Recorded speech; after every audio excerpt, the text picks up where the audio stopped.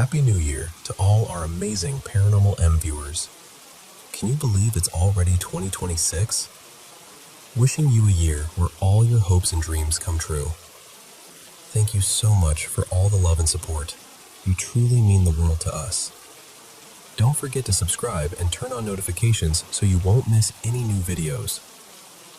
Alright, let's kick off the new year and dive into our next mysterious adventure together. So, this happened a long time ago, back when I was about 15, maybe 16. I can still feel the heat of that summer in my memory, like the air itself was sticky. Me and my buddy, his name was Rico back then, used to roam the neighborhood pushing this beat-up mower like we owned the place. We'd knock on doors, offer to cut lawns for cash, and honestly, it worked. Most kids were begging their parents for movie money. We were out there hustling for it. I used to go solo at first, but after a couple situations that made my stomach turn, getting chased off once, and another time a guy trying way too hard to get me to step inside his house, I decided I wasn't doing that alone anymore. Rico was about a year older than me, a little bigger, louder voice, the kind of presence that makes people behave. Plus, I'd split the money with him if he helped. Fair deal. We usually charged $10 for a full yard, front and back. And if you hit even 2 or 3 houses, you felt rich. That meant weekends were covered. Arcade tokens, cheap burgers, maybe a matinee if we were lucky. It wasn't glamorous, but it was freedom. Finding yards wasn't always easy, though. We got strategic. We'd look for older folks first, usually the safest, and honestly the kindest. You could spot them by the way the house looked cared for, or the car out front, like an old Buick with a handicap tag hanging from the mirror. And the older people? They'd tip. Or they'd hand you a cold drink like you just survived a war. Sometimes they'd send you home with a cookie wrapped in a napkin, and a story about back in my day, when somehow every hill was steeper, and every winter storm hit hardest on school mornings. You know how it goes. Anyway, one afternoon, midsummer, late June or early July, we're walking and we see this house. And I mean, this house. The grass wasn't just tall, it was wild, like it had swallowed the yard whole. The bushes were crawling up the porch like they were trying to get inside.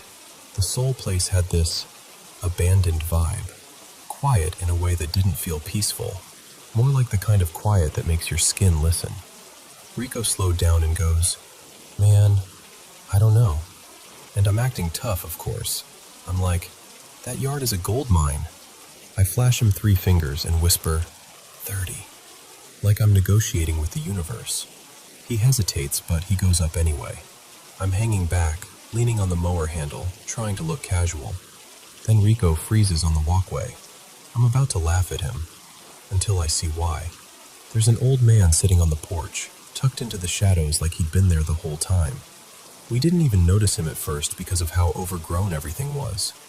Rico turns and comes back fast, eyes wide, and he whispers, "He's just sitting there. He won't say anything." And I'm annoyed, because I'm 15 and I think I know everything.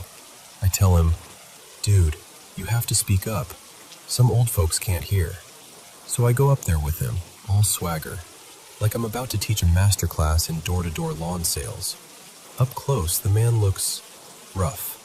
Not mean, just worn down. He's wearing these old striped overalls and heavy brown shoes like he dressed up just to sit on that porch.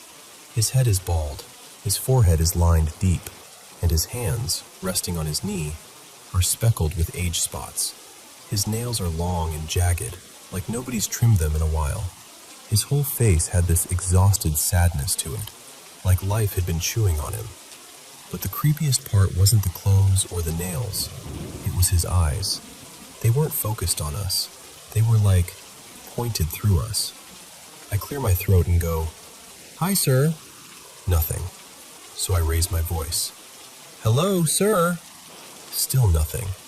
Not even a blink. No response. No nod. No get lost. Nothing. I glance at Rico and he gives me this look like, "Please, can we leave?" So I take a step back and go, trying to stay polite. "All right then. Have a good one, sir." And that's when the old man moves. He stands up slow, like his joints don't want to cooperate. He turns his head toward Rico first, then toward me. And when he looks at me, my stomach drops. Because now I can see his eyes clearly, and they're this pale, cloudy, milky white, like glass that's been left out in the sun too long. He doesn't say a word. He just turns, walks into the house, and shuts the door behind him. Rico leans in and whispers, "What do we do?" And I, because I'm still clinging to confidence like it's a life vest, I say, "We wait. He's probably getting money." So we wait there by the mower, trying to act normal, but it's not normal. Rico keeps talking about the eyes, and I keep pretending it's fine. Like, yeah, people get cataracts, it happens. But even as I'm saying it, I don't believe myself. We start doing the math, how we'd split the 30, whether we should have asked for more. And then, pow! A sound like a gunshot cracks through the air. We don't think, we don't talk, we just bolt. We take off so fast we leave the mower sitting right there. Gas can, oil bottle, everything, like it never belonged to us. We don't stop running until we're around the corner, out of sight, hearts pounding so hard it hurts. And when we finally catch our breath, Rico goes, "How are we supposed to get the mower back without dying?" So we do the only thing we can think of. We knock on a neighbor's door. This woman answers, and when we tell her what happened, she gets this confused look and says she hasn't seen anyone at that house in forever. She thought it was empty too. She calls the police, and within minutes, like shockingly fast, cops roll up. Several cars, lights, radios going. We tell them everything. The porch, the silence, the old man, the clothes, the eyes, the gunshot. At first, they treat it like the guy just fired a warning shot to scare off kids. But even the cops can't ignore how neglected the place looks. The whole thing shifts from old man being angry to something's wrong here. A few officers go inside while we watch from the street, standing next to a neighbor's mailbox like we're invisible. They're not inside long. They come back out looking weird. Not panicked, just rattled. Like their brains are trying to relabel what they just saw. One officer walks over and goes, "You boys say this happened today?" We both nod hard. "Yes, sir." Then he asks if we went inside. We tell him no. He asks again, more serious, like he's trying to catch us in something. No, no, no. Then an unmarked car shows up. A guy in plain clothes goes in, comes back out, and walks straight toward us. He introduces himself as a detective. He asks for our story again, and we tell it again. He asks what the man was wearing again, and we tell him again. Then he says something I'll never forget. He goes, "I'm not going to arrest you if you went into that house. I just need the truth." And we're like, "We didn't." And he pauses, looks at us, and says, real quiet, "What you're telling me and what's inside doesn't match." My throat went dry. He says there is a man inside wearing the exact outfit we described, but the man had been dead for a long time. Months. Me and Rico just stared at him, like our brains had stopped taking in information. I remember thinking, that's impossible. He stood up. He looked at me. He walked inside. We eventually got permission to grab our mower and leave. They didn't want us lingering. Honestly, neither did we. But we still watched the story when it aired. They said the man had died from a self-inflicted gunshot. They said there was a dog found in there too, also dead. And they said the body had been there for around half a year, decomposed so badly it was... I don't even like repeating it. It didn't feel real. It felt like something you'd hear in a horror movie and roll your eyes at. But it was real. And the part that messes with me the most is that porch moment. Because I swear to you, hand on my heart, we talked to someone sitting in that chair. We heard him shift. We watched him stand. We watched him go inside. After that, I was done. No more mowing. No more knocking on doors. No more trying to earn weekend money by walking up to strangers' houses. Between the people who yelled, the people who invited you in a little too eagerly, and then that, whatever that was, I'd had enough. Sometimes you don't need proof to know something happened. Sometimes your body remembers first. And even now, all these years later, when I smell freshly cut grass in the heat of summer, part of me still thinks about that yard, and that porch, and the man who didn't answer until it was way too late.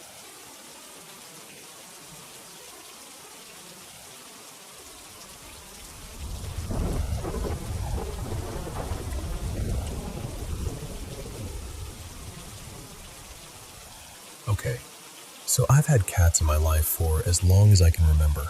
Like, always. And I didn't realize until I was older how much that mattered. How much it shaped the way I feel safe in the world. When I was about 7, my mom had 2 cats, Milo and Dottie, and they both died really close together.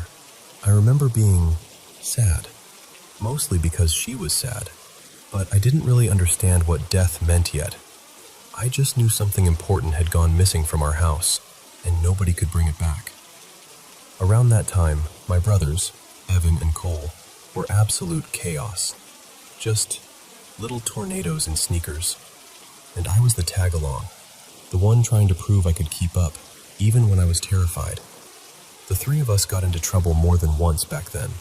Nothing glamorous, just the kind of dumb kid stuff that somehow always spirals into, how are we explaining this to an adult? There was this old place at the edge of our neighborhood, an ancient-looking colonial farmhouse, half sinking into weeds. The kind of house you know you're not supposed to go in. It was condemned. Windows busted, boards on the doors, paint peeling like dead skin. And of course, my brothers and their friends decided exploring it was going to be the highlight of their day. I didn't want to go. I was scared, but I was more scared of being left behind, so I followed them anyway. Inside, it smelled like damp dirt and mothballs, like the floor had been wet for years and nobody ever opened a window. There were old belongings everywhere, dusty piles, furniture with sheets on it, little bits of someone's life just abandoned. My brothers and 2 of their friends, Ty and Mason, a pair of twins who always moved like they had one shared brain, ran straight upstairs like it was a game. I didn't.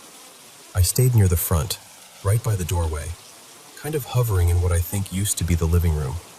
I remember staring at the staircase, just waiting for someone to come back down and tell me it was fine.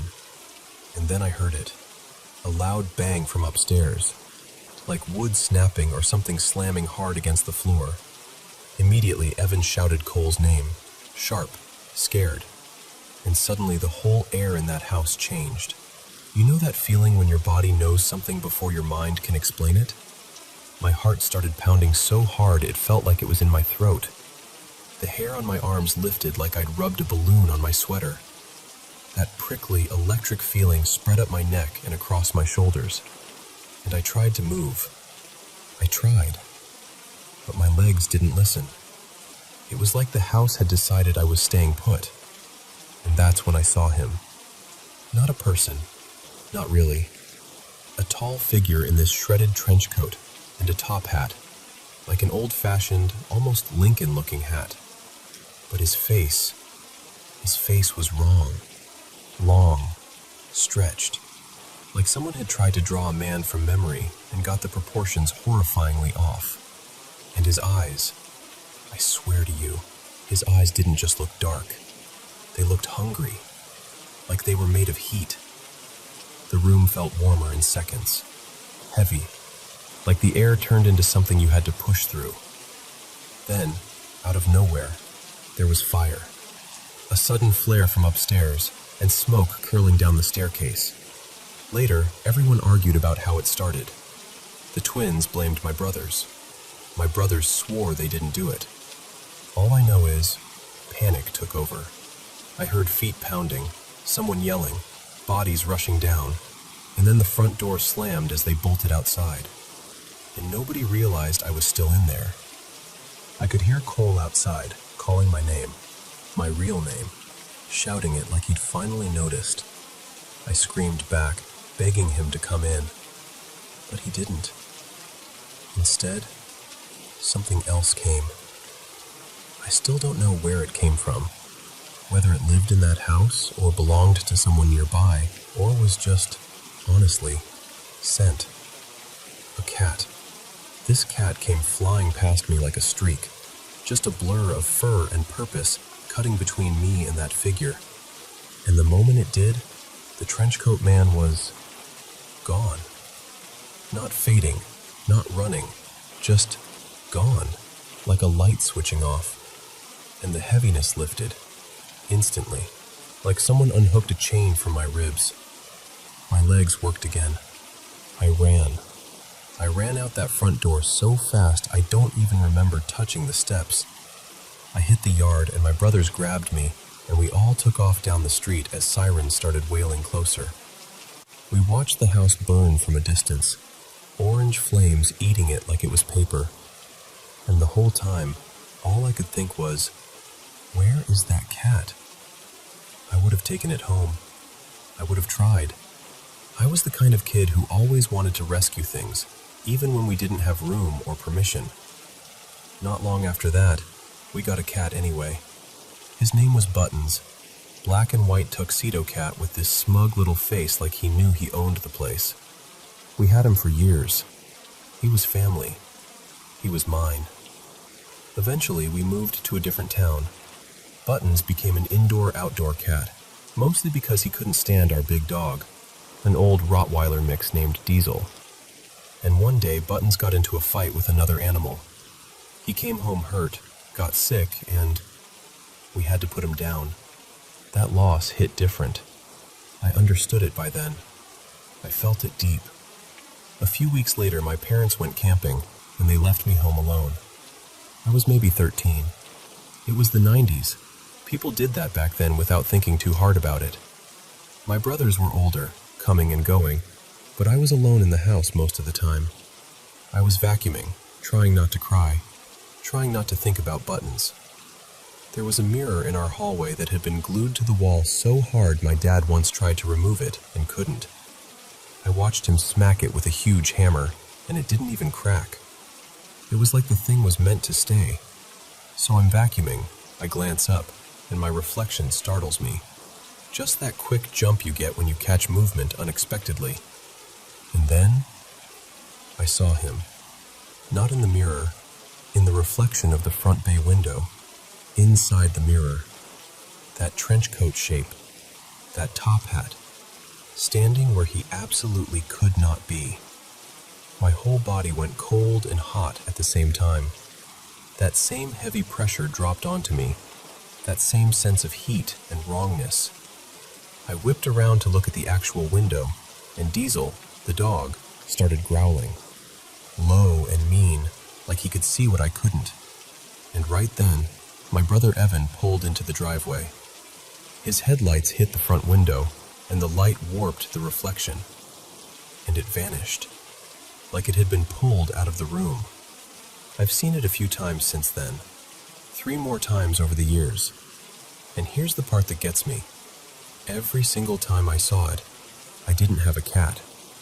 But when there's been a cat in my home, when I've had that warm little body curled up somewhere, watching, listening, present, I don't see it. I don't feel it. The house feels guarded. I know some cultures believe cats are protectors, like they stand at the edge of the spirit world. Like they notice what we miss, and they'll step between you and something that wants to get too close. And look, maybe it is trauma. Maybe it's something in me that got wired wrong in that burning house when I was little. But it happened to me. I felt it. I saw it. I lived it. And I've adopted 6 cats over the last couple decades. I'll keep doing it. I'll never not have a cat. Because whether it's spiritual or psychological, whether it's protection or comfort, I'm not taking that chance. Not again.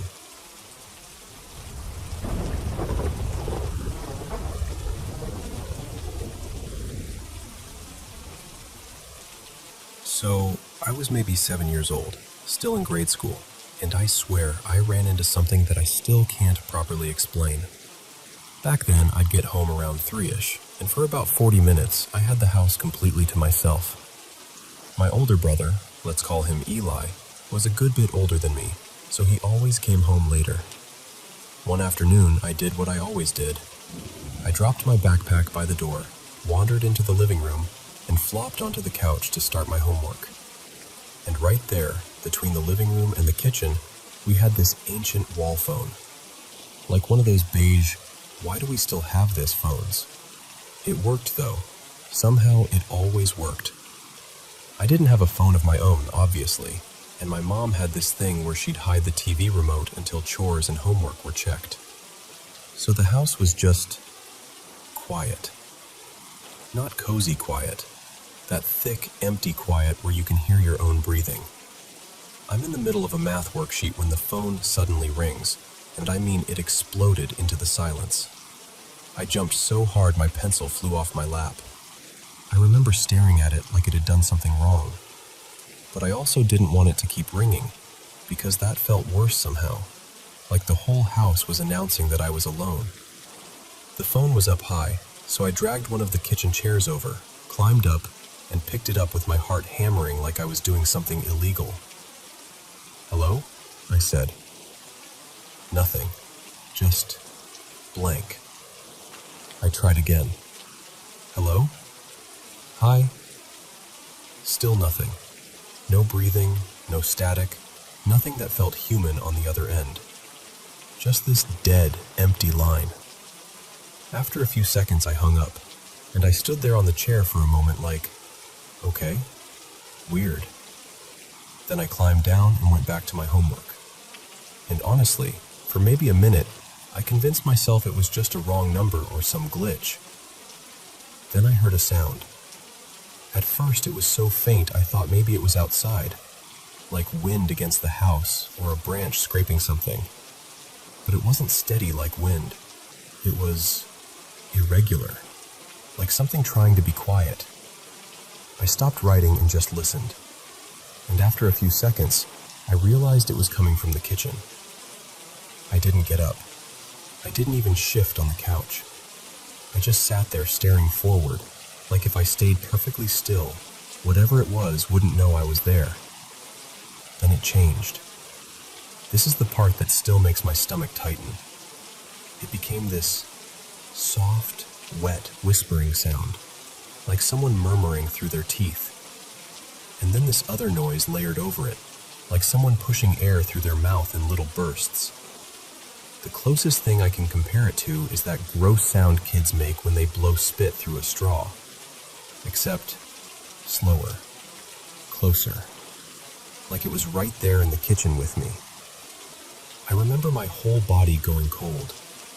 I didn't feel brave. I didn't feel curious. I felt small, like the house had suddenly gotten bigger and I was the only living thing inside it. And I started doing this thing kids do when they're terrified. I got loud. I started crying, and then I started yelling, half sobs, half angry shouts, like volume could protect me. Like if I sounded big enough, whatever was in the kitchen would back off. It felt like it went on forever, but it probably wasn't. It was probably a minute, maybe 2. And then, thank God, I heard the front door open. My brother Eli walked in, and I basically collapsed into relief the second I saw him. He took one look at my face and was like, "What happened?" And I spilled it out. The phone ringing, the silent line, the sounds afterward, the whispering, the weird, airy blowing noise from the kitchen. He listened, then shrugged like it was nothing and said, "You're just freaking yourself out." So when people say, "Oh, your imagination," it's like, okay, but imagination needs ingredients, and I didn't have any. All I had was a silent house, an old wall phone that rang when it shouldn't have, and sounds from the kitchen that felt way too real to be made up. And I know this sounds dramatic, but I'll tell you the truth. I've never forgotten it. Not once. Even now, all these years later, I still don't know what made those noises. I just know what I heard, and how alone I felt hearing it.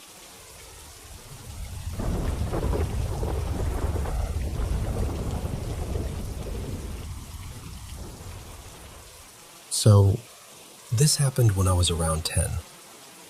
Every summer back then, I'd basically move into my aunt's place for weeks at a time.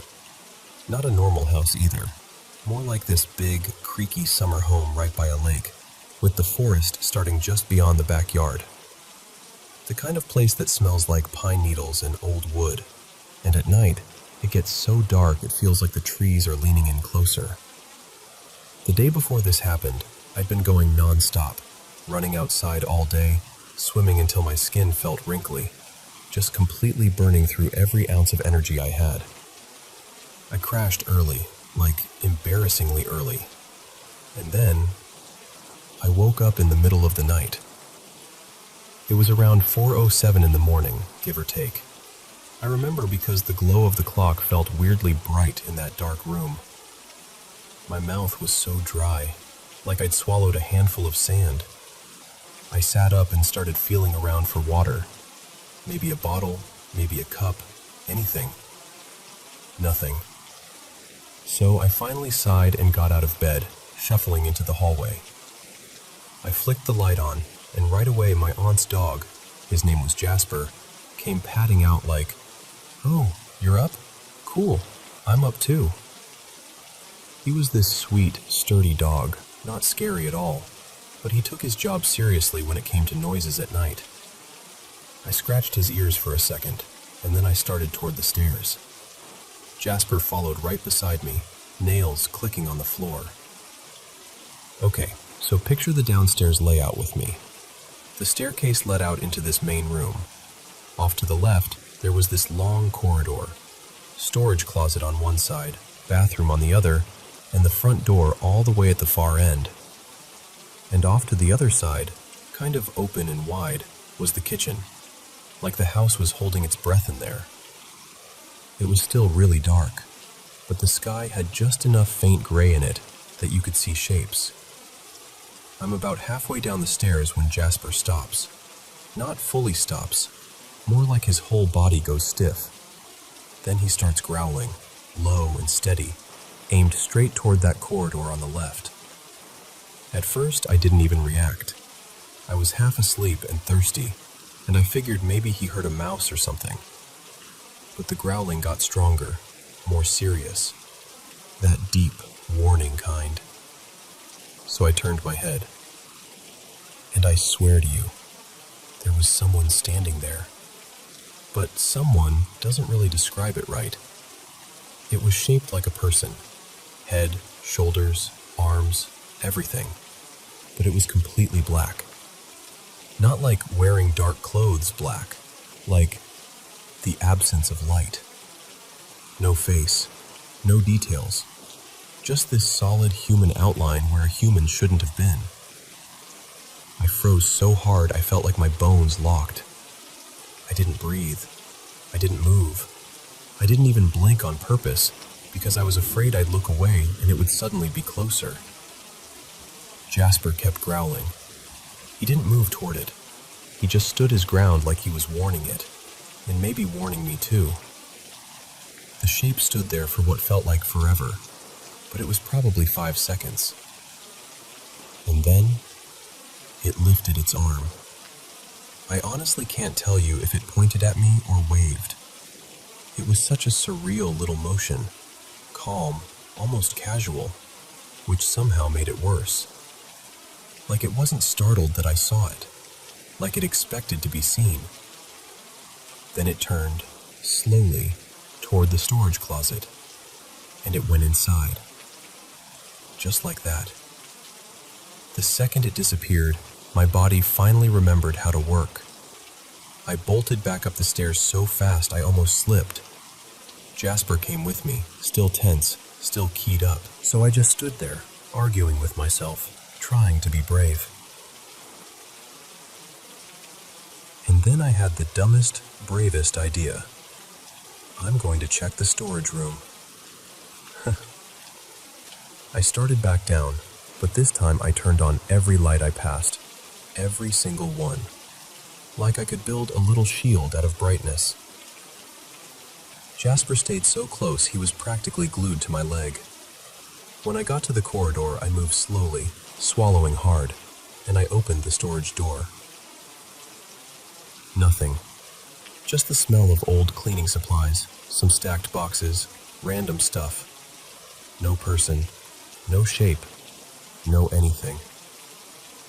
I slammed the door and ran back upstairs again, heart banging so hard it hurt. That's when I finally woke my mom. I told her everything in this rushed, trembling mess. How Jasper growled, how it stood there, how it lifted its arm, how it went into the storage room. My mom listened, but her face had that expression adults get when they're trying to be kind, but they don't really believe you. Later, she mentioned it to my aunt, and it was exactly what you'd expect. Oh, you were dreaming. It was a shadow. Kids imagine things. All that. And honestly, even now, part of me understands why they said that. But here's the thing that keeps me from brushing it off completely. Years later, like years, my older brother told me something. He'd been there that same summer too, but he was sleeping in a separate little guest cabin on the property, so he didn't know anything about what happened to me that night. That morning, after everyone was up and moving around, he went into the main house kitchen to grab breakfast. He told me he was sitting there eating cereal when he suddenly felt this presence next to him, this heavy, ugly feeling. And the only word he could think of was evil. Not scary, not creepy, just wrong. Then, out of nowhere, his vision went completely black. Not blurry, not dim, just pitch black, like someone flipped a switch behind his eyes. He said it lasted about 5 seconds, and then his sight came back like nothing happened. The horrible feeling vanished too. He was freaked out enough that he went to doctors afterward, just to be sure he wasn't having some kind of neurological issue.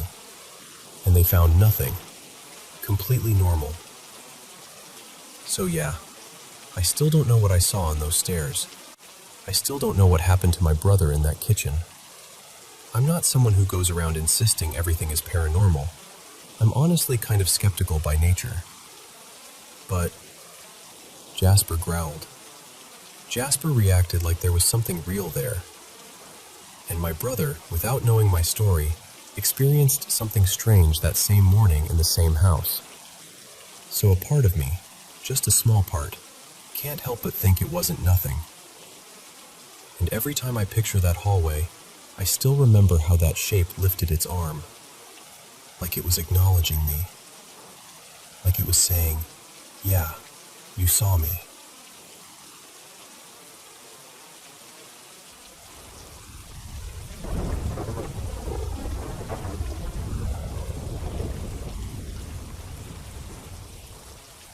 So this happened a few years back at one of my old jobs, and I still get that little chill in my shoulders when I think about it. Back then, I just graduated and landed this sweet role at my college. My title was something like Robotics Lab Specialist.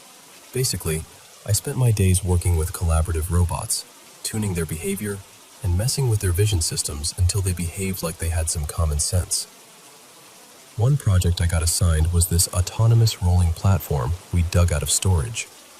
It used a depth camera, one of those older motion-sensing units from that era, plugged straight into a laptop. The setup was pretty straightforward. A normal camera view, plus skeletal tracking that turned people into these simple stick figure outlines. It wasn't supposed to be artistic. It was just a clean, functional interpretation of a human body. The catch was where the robot lived. It had been stashed for years in this tiny mezzanine office above the machine shop, like right above it.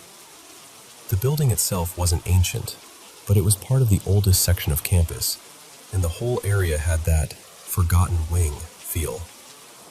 The office was cramped, dusty, and weirdly frozen in experience. Old carpet, stale air, outdated posters curling at the corners.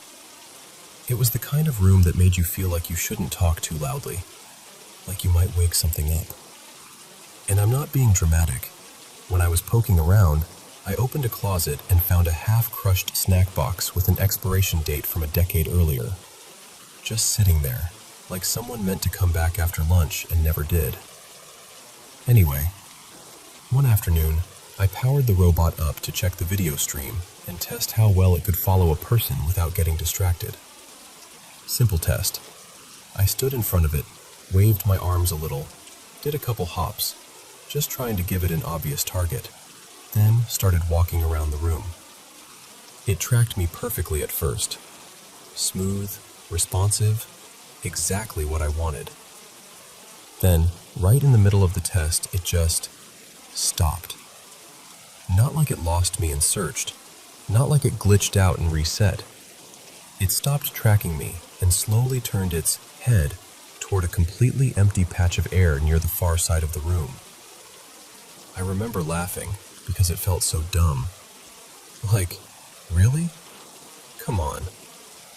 I stepped into its view again, hopped, waved, did the whole, "Hello, I'm right here" thing. Nothing. The robot refused to acknowledge me. It was locked onto that blank spot like it had just seen the most fascinating thing in the world. So I checked the laptop screen, thinking maybe the camera feed was bugging out. And there it was, a stick figure, clear as day, standing where the robot was staring. I wiped the lens. I shifted the angle. I rebooted the program. I even moved a chair into that area, thinking maybe it was interpreting something weird. The stick figure stayed. Eventually, I just quit for the day. I told myself it was a visual artifact, some depth map nonsense, and that tomorrow it would be gone. The next day, I came back up to the mezzanine office, already kind of uneasy, but trying not to be ridiculous about it. I powered everything up again, and this time, I didn't even test tracking. I just sat down and started combing through the code, figuring I'd adjust some thresholds or change how it classified a body.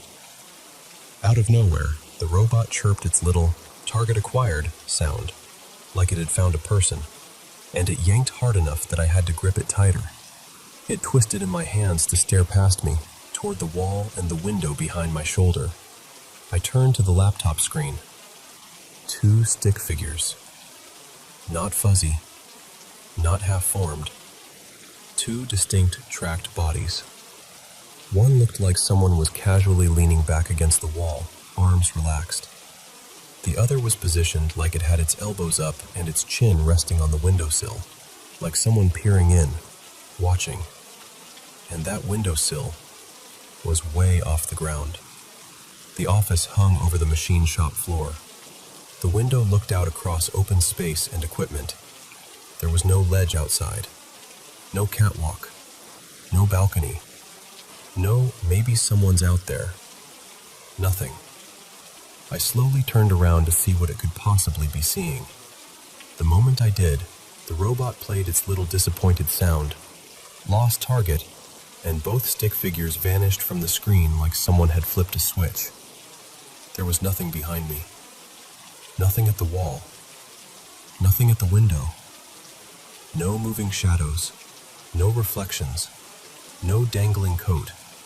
No weird shapes. No explanation that made me feel better. I just stood there for a second, completely still, listening to the hum of the building and the faint, distant sounds from the shop below, trying to convince myself I hadn't just seen what I'd seen. And look, I'm not saying I know what it was. I honestly don't. But whatever the robot thought it was tracking, it felt specific. like it wasn't guessing, like it was recognizing something that matched human too well to ignore. After that, I stopped going into that room alone. Full stop. I'd wait until someone else was free, or I'd bring a friend up with me under the excuse of, "Hey, can you spot me while I test this?" I never saw the stick figures again quite as clearly as that second time, but I never forgot how the room felt. And I definitely never forgot the way that robot acted like it wasn't empty up there, like I just couldn't see what it could.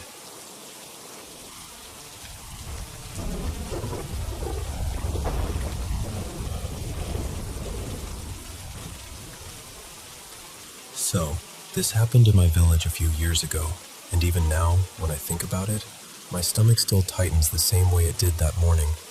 I had to leave early for a trip. One of those days where you don't even feel fully awake, you're just moving on autopilot. So I set an alarm for 4:15 a.m. The house was quiet, the air was cold, and the whole world outside felt like it was holding its breath. I went to the wash area and started brushing my teeth, half asleep, staring at nothing in particular, when I heard it. Dogs.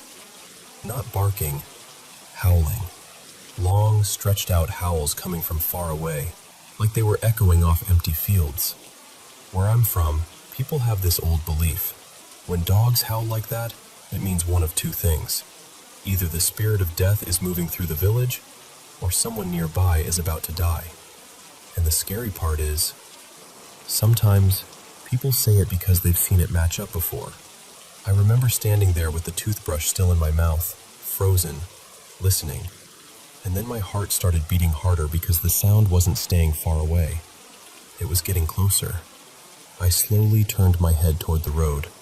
In the dim light, barely any light really, I could make out shapes moving. A small pack of dogs, 5 or 6, maybe more, weaving in and out of each other. And they weren't just howling into the air, they were circling something.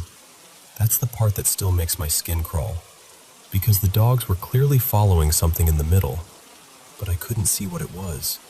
It wasn't like there was a person walking calmly, or a cart, or anything obvious.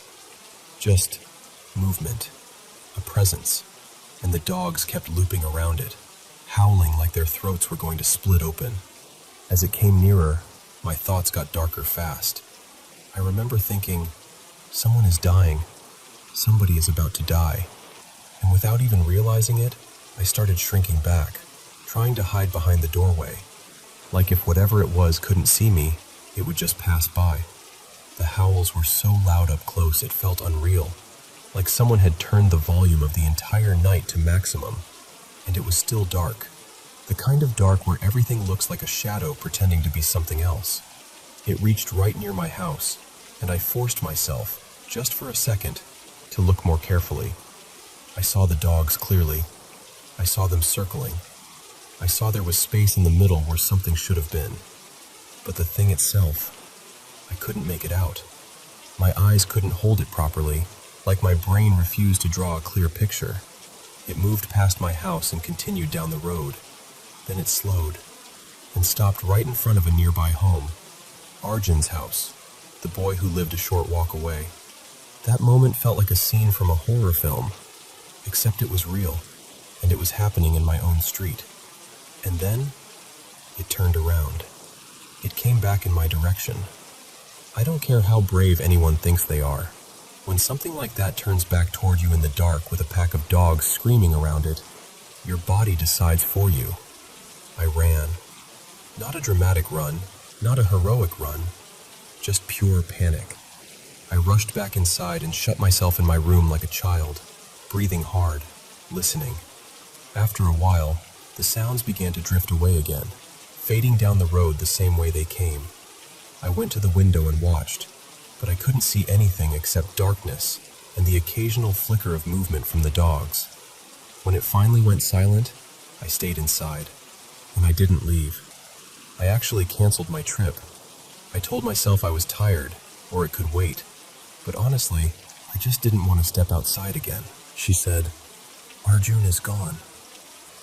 That boy, the one whose house the howling stopped at, had died. Later we found out the details. He'd left home around 5 a.m. and jumped in front of a train. And the reason? The reason made it even heavier. His girlfriend, Mira, had taken her own life just a couple of days earlier. People said he hadn't been sleeping. He hadn't been eating. He'd been walking around like his soul wasn't fully inside him anymore. After that, I couldn't stop replaying the howling in my mind. Because what were the dogs following? At first, I'll be honest, I leaned into the old village belief. I kept thinking, that was death moving through the road. That was something spiritual. And when I told people, some of them laughed and called it superstition.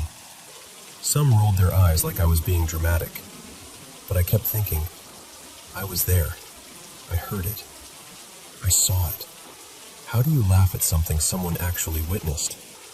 And later, much later, I started reading, trying to find an explanation that wasn't just fear.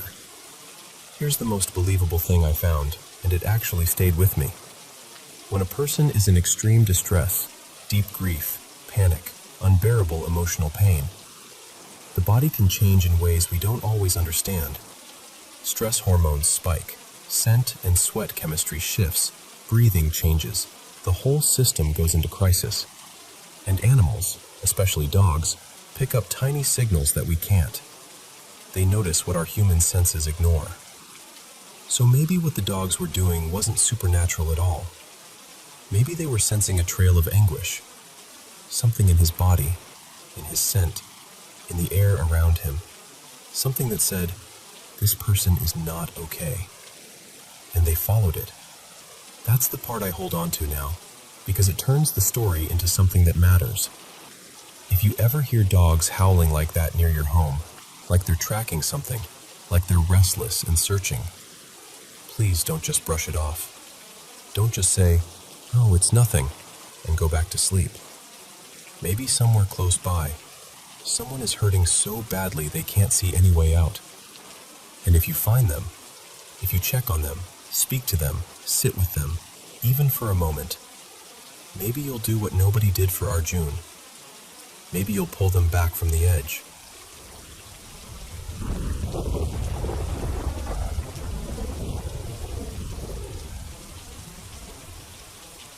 So, I should have listened to Father Miguel. I really should have. You know how it is when you're young and you think you're slick, half paying attention, half trying to be seen. That morning in the little mission, I wasn't focused on the homily at all. I was busy catching Marisol's eye from across the pews, smiling like an idiot every time she glanced back. I thought it was harmless, sweet even, like love couldn't possibly invite trouble. After Mass, Father Miguel stopped me at the door. His hand was warm when he shook mine, and he looked at me the way men like him do, like they can see every dumb thought you've ever had. Did you like the sermon today? He asked. I put my whole heart into it. Yes, Padre, I said quickly. It was very good. He didn't let me off easy. What did you like about it specifically? And that's when my mouth betrayed me. I stammered something useless, all of it. Very inspirational. And he gave me this small, patient smile. Thank you, my son, he said. Just remember, I can see a great deal from the pulpit, and you'll learn more about God from me than you will from your sweetheart. I felt my ears burn. I couldn't even look up. Marisol heard him too. She was outside by the hitching rail, arms folded, trying to hide her grin. I walked over, pretending I wasn't smiling back. Have you thought any more about what I asked you? I said. I tried to sound calm, but inside I was shaking. I'd been carrying that question around like a stone in my pocket. She took a breath, then frowned toward the horizon like she could see fear out there in the distance. I have, she said.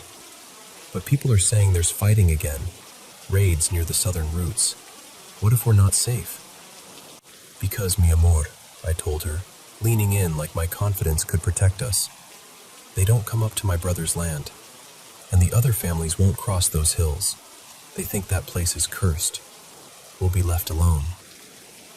Her eyes searched mine. I remember that look, half terrified, half glowing. Then she nodded, small and final. "Yes," she whispered. "I'll go with you." We married not long after. Life on the ranch wasn't a song. It was work. An adobe house that was more practical than pretty. Dust in the corners no matter how much you swept.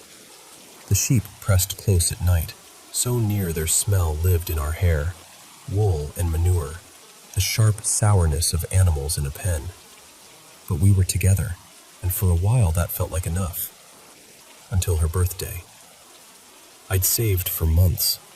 Not for something useful, no saddle, no tools, but for something beautiful. In town, we'd seen this glass bowl in a trader's stall, shimmering like oil on water. Green and violet, then blue when the sun hit it right. It didn't belong on a ranch. That was the point. When she unwrapped it, she gasped like I'd handed her a piece of the sky. She called it the prettiest thing she'd ever owned. Her eyes got wet, and the way she looked at me, God, it made every hard day feel worth it.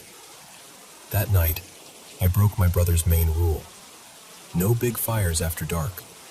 But I wanted to celebrate. I wanted light and laughter and the feeling that nothing could touch us. So I built a bonfire and roasted meat over it, and the stars above us looked endless and indifferent. Marisol went inside to find a place for her new treasure, and that's when I saw them.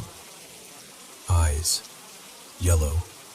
Too high off the ground to be a coyote, not an owl, not anything that made sense. My dog, Chico, had been growling low all evening, like he was arguing with the dark. Now he backed away, tail tucked, whining like he didn't recognize the world anymore. I didn't want to leave the sheep, didn't want to look away. So I did the stupidest thing a man can do when he's scared and proud. I threw a stick at the eyes, closer. And there was a smell, suddenly, like the day after butchering, like blood that's had time to sour. Marisol came back outside, smiling, holding the bowl like it was a baby. I found a good place for it. Go inside, I cut in. Too sharp, too fast. Get my gun. She didn't argue. She just moved, quick and quiet, and came back with my musket. The eyes were closer now, a shape behind them. Not a bear, not anything I could name. My heart was punching my ribs so hard I thought it might crack. And then it spoke. Not in some animal sound, not a howl. It spoke like a man. "Why weren't you paying attention in church, Tomas?" Father Miguel's voice, clear as if he were standing beside me. Marisol screamed, this sudden, raw sound that yanked the air out of my lungs. Her whole body jerked back like the voice had touched her. "You should have listened," the thing said again. Still Father Miguel. Calm. Near. "We need to go in," Marisol whispered. She was trembling, teeth clicking. "All right," I said, and we moved toward the door. But something inside me snapped. Anger, maybe. Humiliation. Like I'd been caught misbehaving by the world itself. I didn't ask for this. I didn't deserve this. I raised the musket and fired. The shot tore through the night. The flash lit the yard for a heartbeat, and the eyes vanished. I dragged Marisol inside and slammed the door hard enough the frame shook. For a moment I stood there listening, praying, willing it to be over. Then the sheep started screaming. Not bleeding, screaming. By morning, every one of them was dead, torn apart like they were made of paper. The pen looked like a storm had ripped through it. And Marisol was burning up. Fever so fierce her skin looked gray, slick with sweat. She couldn't stop shivering even though she was hot to the touch. Right before she slipped into this restless, awful sleep, she grabbed my wrist and whispered, "Don't stare into its eyes." I wanted to take her to a doctor. The nearest town was a long day by wagon, maybe longer if the road was bad. I started packing anyway, desperate and shaking. But our mule was dead too. Ribs torn open like someone had cracked it apart for sport. By the time I had supplies ready, the sun was already leaning west. I told myself we'd leave at dawn, that we'd rest and go when we had light, that maybe it only came when the fire was lit, that maybe it would forget us if we stayed quiet.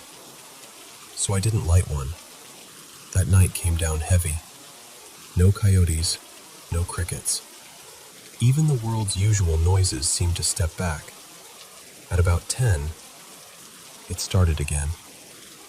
"Tomas," Father Miguel called, soft and pious.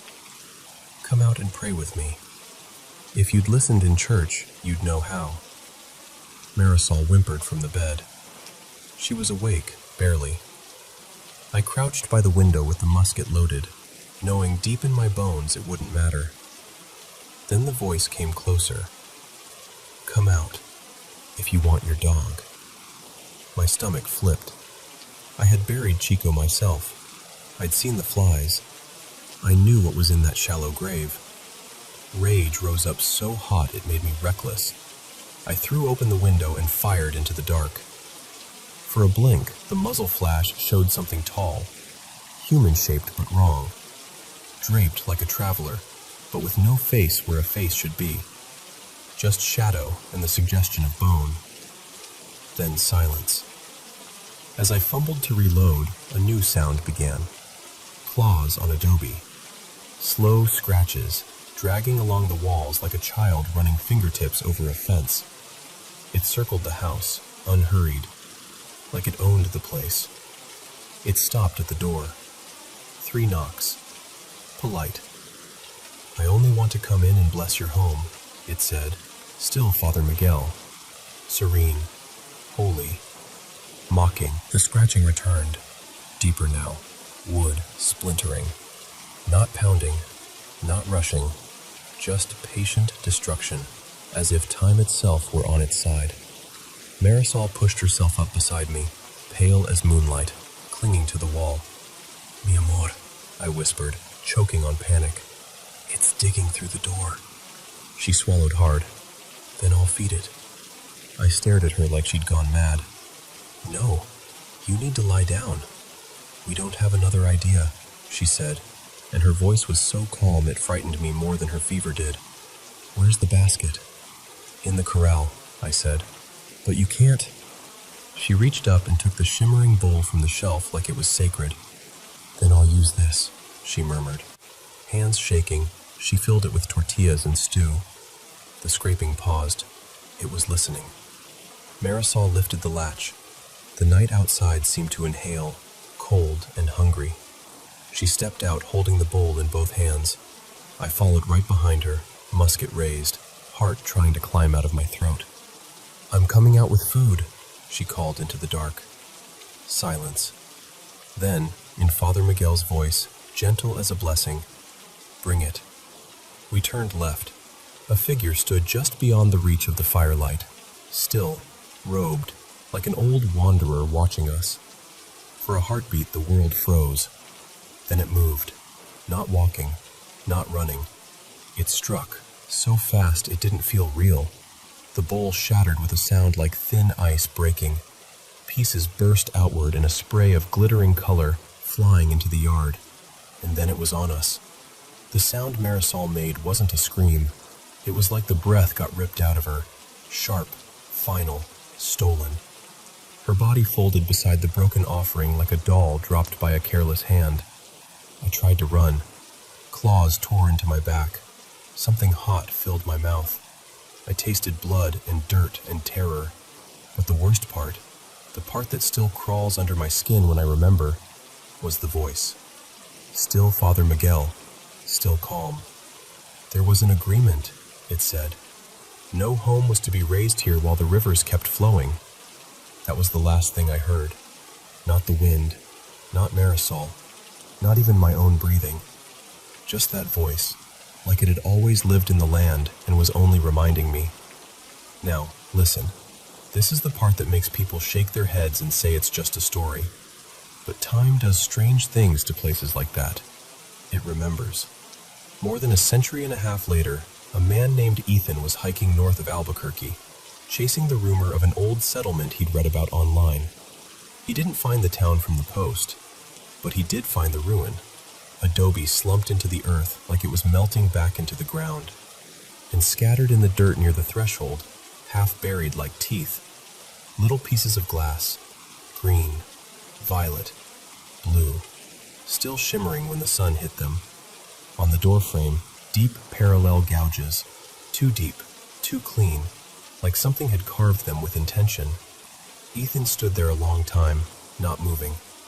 He later told people the air felt wrong, like the place was holding its breath. He backed away. He didn't go inside. He didn't touch the glass. And when the wind shifted and turned cold, he told himself it was just the river he'd crossed earlier, still in his bones. Then he turned around and walked away, and he didn't look back, not once.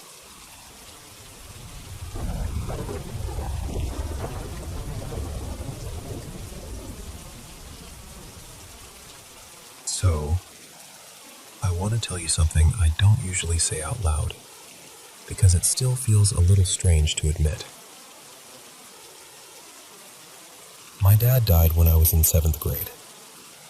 Technically, he was my stepdad, on paper, but in every way that actually mattered, he was just my dad.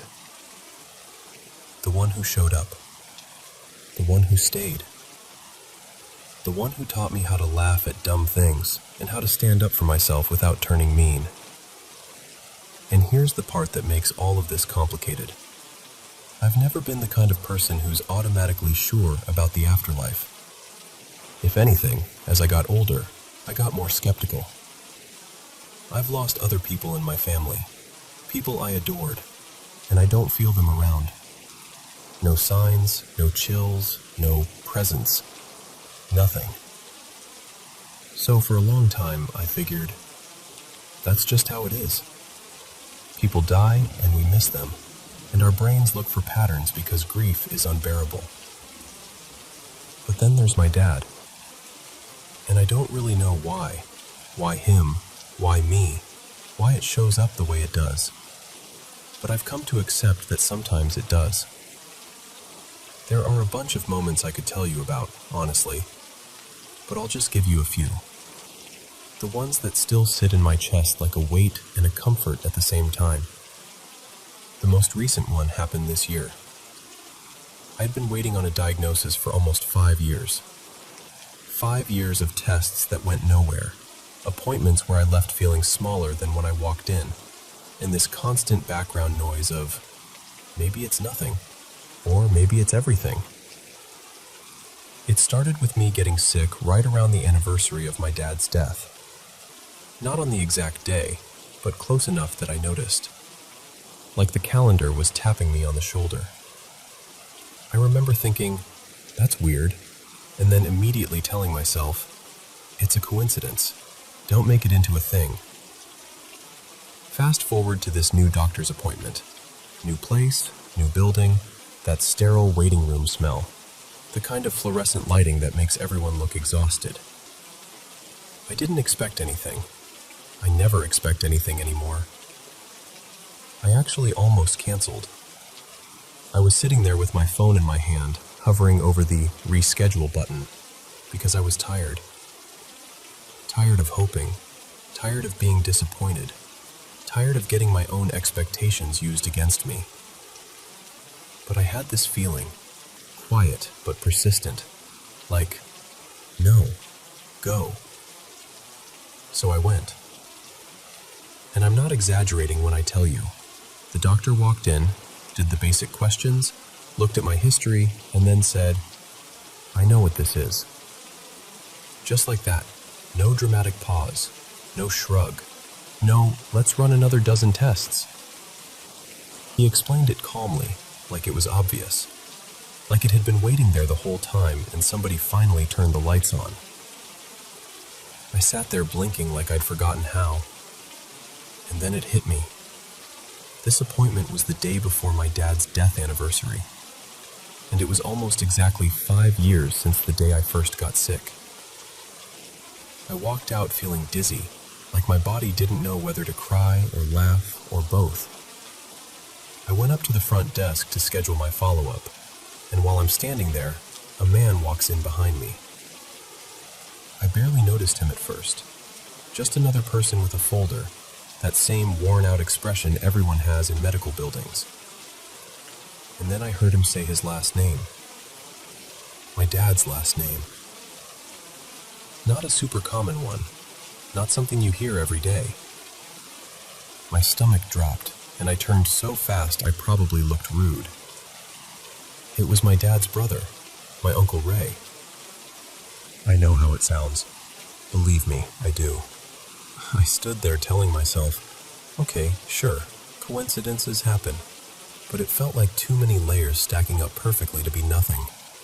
Like someone had reached across time and said, "You're not doing this alone." And it didn't feel spooky. It didn't feel like a horror movie. It felt personal, familiar, like the kind of nudge my dad would have given me when I was about to back out of something important. Now, dreams are another thing. I don't dream about him often.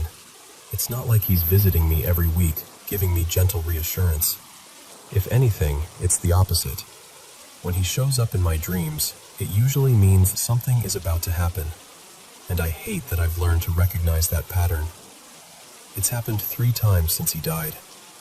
The first time, I dreamed about him, and the next day his old best friend, Mr. Don, was rushed to the hospital.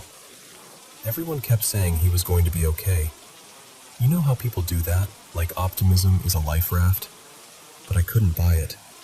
I was crying before anyone even admitted it was serious. I felt it in my bones. Mr. Don passed away the following day. The second dream was years later. In it, my dad didn't even say much. He was just there, watching, and I woke up with my heart pounding like it was trying to warn me. That morning, I got a call that someone I loved had been in a bad car accident. The kind where your knees go weak and you can't hear properly for a second because your brain is trying to protect you from the words. And then the third dream.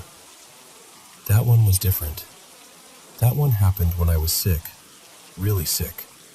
The kind of sick where you start doing the math in your head, where you're awake at 3 a.m. thinking, if something happens to me, what happens to my kids?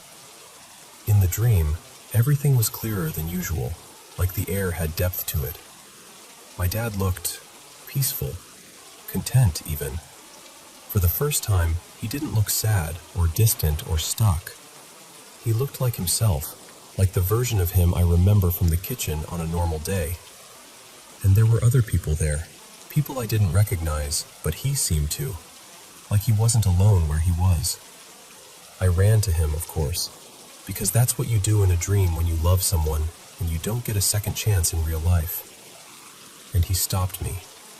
Not harshly, not coldly, just firmly, like, no, not yet.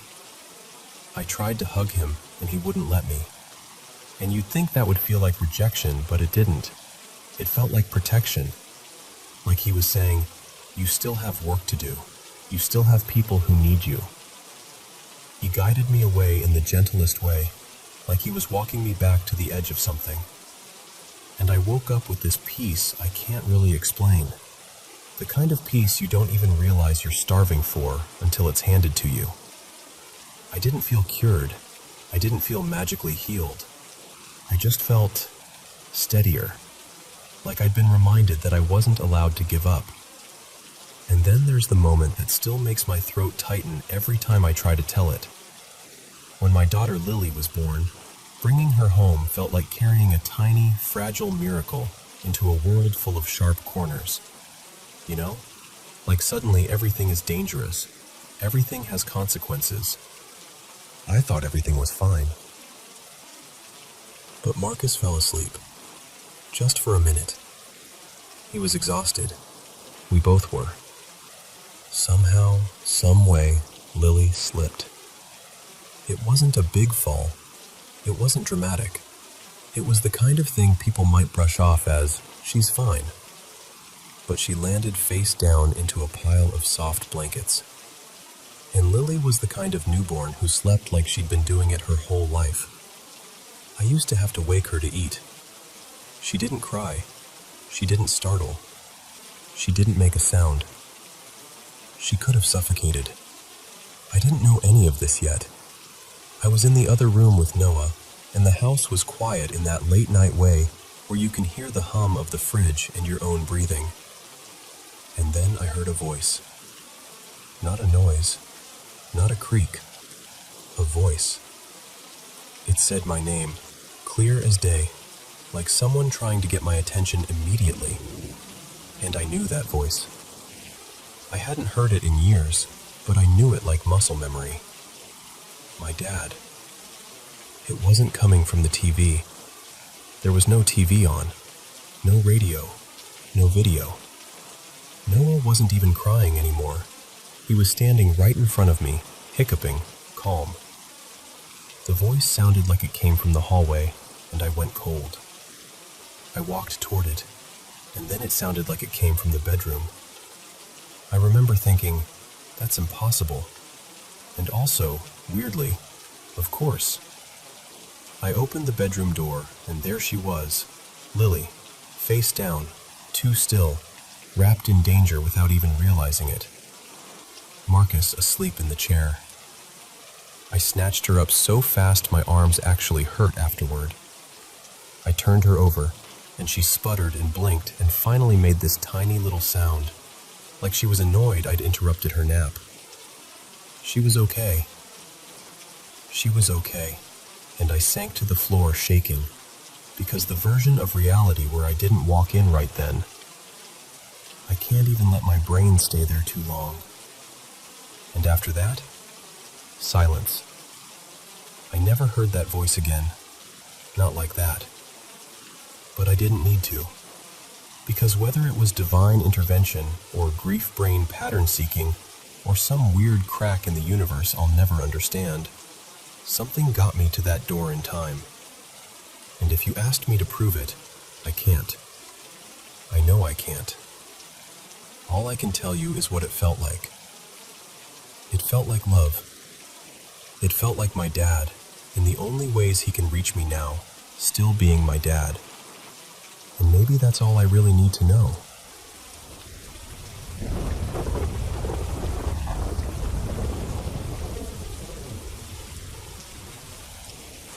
So, I don't usually tell this story out loud, because saying it makes it feel real all over again. But I'm going to, just like I'd tell a close friend sitting across from me, because I've carried it long enough. As far back as I can remember, something has been following me. Not every single night, but often enough that I stopped calling it bad luck. It felt like an entity, like something with intent. And it didn't start with claws and blood or anything dramatic like that. At first, it was subtle, almost testing me. When I was about 14, I lived with my dad, my little brother, and a couple of kids my dad's girlfriend had. We'd just moved into this older place outside of town, and I got the upstairs loft because I was the oldest. The stairs were rough, old, squeaky, half wobbly, so my dad and I rebuilt them. Nothing fancy. Fresh boards, screws, solid steps. The kind of new wood that makes a very specific sound when someone walks on it. That's why it messed with me so much the first time I heard footsteps coming up. I remember getting home from school one afternoon, Dad still at work, the whole house quiet. I was upstairs in the loft changing for practice. Baseball, I think. Not football like I usually tell it. And suddenly I hear these heavy steps. Thump, thump, thump. Like someone coming up fast. I spun around expecting my brother. Expecting anyone. Nobody. I stood there with my shirt half on, heart hammering, listening for the next sound. Nothing. And I told myself, okay, old house, pipes, whatever. But deep down, I didn't believe it. A few weeks later, something happened that I still can't explain, no matter how I try. I had to grab the mail before leaving, so I stepped out the front door and left it cracked open behind me, just enough that I could dart back in. I grabbed the envelope stack from the mailbox, turned around, And when I got close, like within arm's reach, the front door slammed shut. Not a gentle swing, a slam. I rushed up and grabbed the knob. It wasn't locked. There was no deadbolt click, no chain, nothing. But it wouldn't open. I pulled hard enough to make my shoulder hurt, like someone was leaning against it from the other side. Except, I was alone. When it finally gave, after what felt like forever, I stood there in the doorway staring at the empty living room, trying to convince myself it was just suction, or a draft, or the door swelling in the frame. Anything except what it felt like. Something messing with me. Then life shifted again. Dad's girlfriend, her 2 kids, and her father moved in. Her dad had just gotten out of prison and was staying with us because he didn't really have anywhere else to go. I remember one night we all went out to eat, everyone laughing, normal family stuff. We came home tired and went upstairs. We fell asleep. And about an hour later, there was this violent bang, so loud it sounded like something exploded inside the loft. I sat bolt upright in the dark, reached for the light, and I didn't get there because I tripped over a dresser. A 4-drawer dresser. It wasn't just tipped. It had fallen and slid out from the wall, like 2 or 3 feet, like someone shoved it. Nobody else was up there besides us. After that, it was never just weird sounds. It became this slow collection of moments. Little things moved, strange knocks, footsteps, cold patches in rooms that shouldn't be cold. Like whatever it was learning how much I'd tolerate. It wasn't just noise anymore. It interacted with me. I'd feel something tug my shirt like a kid trying to get my attention. I'd feel a poke in my side when I was trying to fall asleep. Once, I felt a soft breath in my ear, right against my skin, and I jumped so hard I nearly fell off the couch. And then, it started playing games. One morning I was homesick. Mason was at work, and I thought Talia was home too. I got in the shower, trying to sweat out whatever bug I had. Maybe 5 minutes in, I hear her voice, clear as day, calling from the hallway. "Hey, hurry up, I need the bathroom." I laughed and yelled back over the water. Okay, give me a sec." I turned the water off quick, got dressed fast, hung my towel, and opened the bathroom door to tell her I was done. The house was empty, dead quiet. No footsteps, no TV, no one in the kitchen. I checked the rooms. Nothing. I looked at the time, around 9 in the morning. She'd left for work before 6, and it hit me in this sick, icy way. That voice wasn't hers. Something had copied her, just to see if it could. Even now, thinking about it makes my stomach twist. Like, why do that? What was the point? To isolate me? To prove it could trick me? I still don't know. And then came the night that changed everything. I'd started a new job on second shift at a fabrication shop out near Yoder. I wasn't sleep deprived. I wasn't drinking. I wasn't messing with anything. I even went and got checked out later because I needed someone to tell me I was just stressed or sick or something. Nothing was wrong with me. That night I got home and everything felt normal. No weird noises. No cold spots. I took a shower, went to my room, plugged in my phone, and laid down. I started scrolling, just trying to wind down like anyone does, and I fell into this dream, except it didn't feel like a dream. It felt like I was awake inside my own body. I had a nightmare, something unrelated, something that didn't connect to my life at all, and I snapped awake. But the moment I realized I was awake, I fell into another one, then another, 3 times in a row, like something was pushing me under, dragging me back down, each one worse. When I finally broke out of the third one, I was wide awake, staring at my screen, heart racing. I remember thinking, okay, I'm awake now. It's over. That's when my phone cord got yanked out of the wall. Not slipped out, not wiggled loose, pulled. My phone jerked with it, like a hand grabbed the cable and ripped it. I sat up so fast my neck popped. I stared at the outlet and the dangling cord, trying to process what I'd just seen. And then my body froze, like a switch flipped. I couldn't move my arms, couldn't move my legs. My chest felt tight, like breathing through a straw. The only thing I could move were my eyes, and barely my head, just a little, side to side. I tried to scream, again and again and again. Nothing came out, not even a whisper. At that point, I wasn't thinking about ghosts or stories or movies. I was thinking, I'm going to die in this room and nobody will know why. Somehow, pure panic, pure instinct, I forced myself to roll. It took everything in me, like dragging a body that wasn't mine. I fell off the bed, hit the floor, and tried to get my phone to call Talia. Tried to trigger the voice assistant, anything, but I couldn't speak. I crawled with my arms, only my arms, like my lower half didn't exist. I hauled myself to the door, inch by inch, until I finally got out into the living room, and I turned on everything, every light, every lamp, the TV, anything that could make noise and fill the space. I sat there shaking, exhausted, terrified, waiting for morning like it was the only thing that could save me. I don't know, but I believe in good and evil.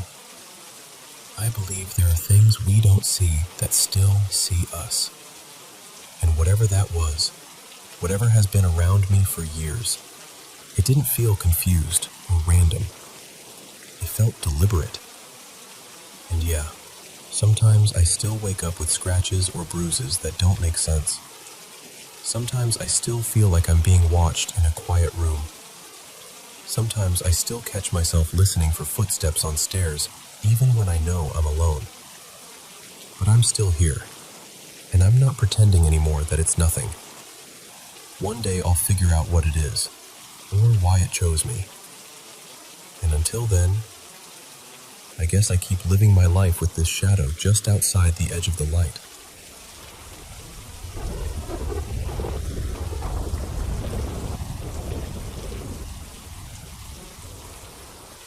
Hey, so before I tell you this, I want you to picture the kind of place where history doesn't feel past, where it feels stuck in the soil.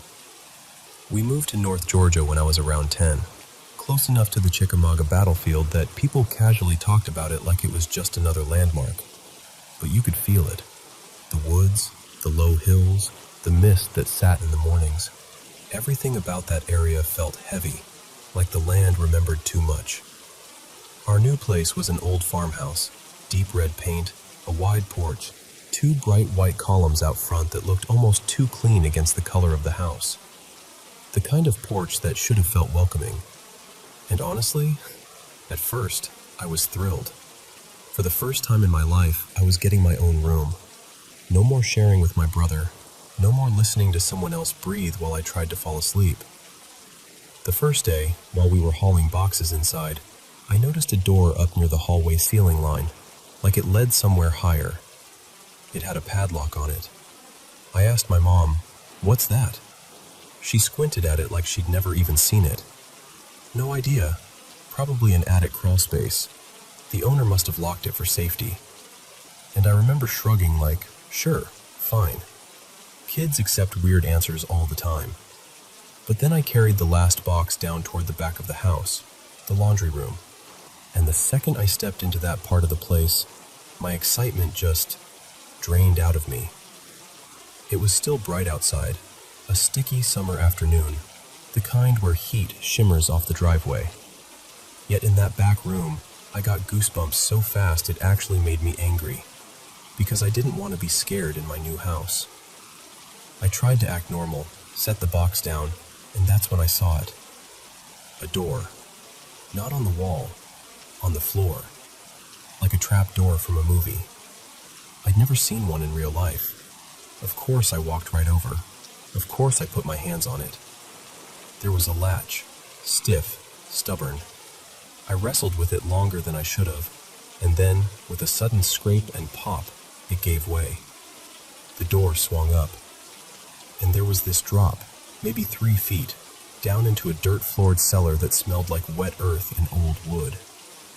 I stared into that opening and felt my stomach turn cold. I slammed it shut so hard the whole floor thudded. I locked it again, hands shaking. and bolted out of that laundry room like something could reach up and grab my ankle. I found my brothers first, Eli and Mason, older than me, already acting like nothing could touch them. I blurted out, "There's a cellar. I opened it." Their eyes lit up like it was Christmas. "Show us." I didn't want to. I really didn't. But I followed anyway, because that's what younger siblings do. Pretend they're brave so they don't get left behind. We opened it again, and they climbed down like it was nothing. The second my shoes hit the dirt floor, that feeling came back, like being watched. Not just watched, studied. Like something in the dark was aware of our breathing, our little movements, the way our voices echoed. I stayed close to Eli, gripping his sleeve. We took a few steps, and the air felt thicker the farther we went, like the cellar didn't want us down there.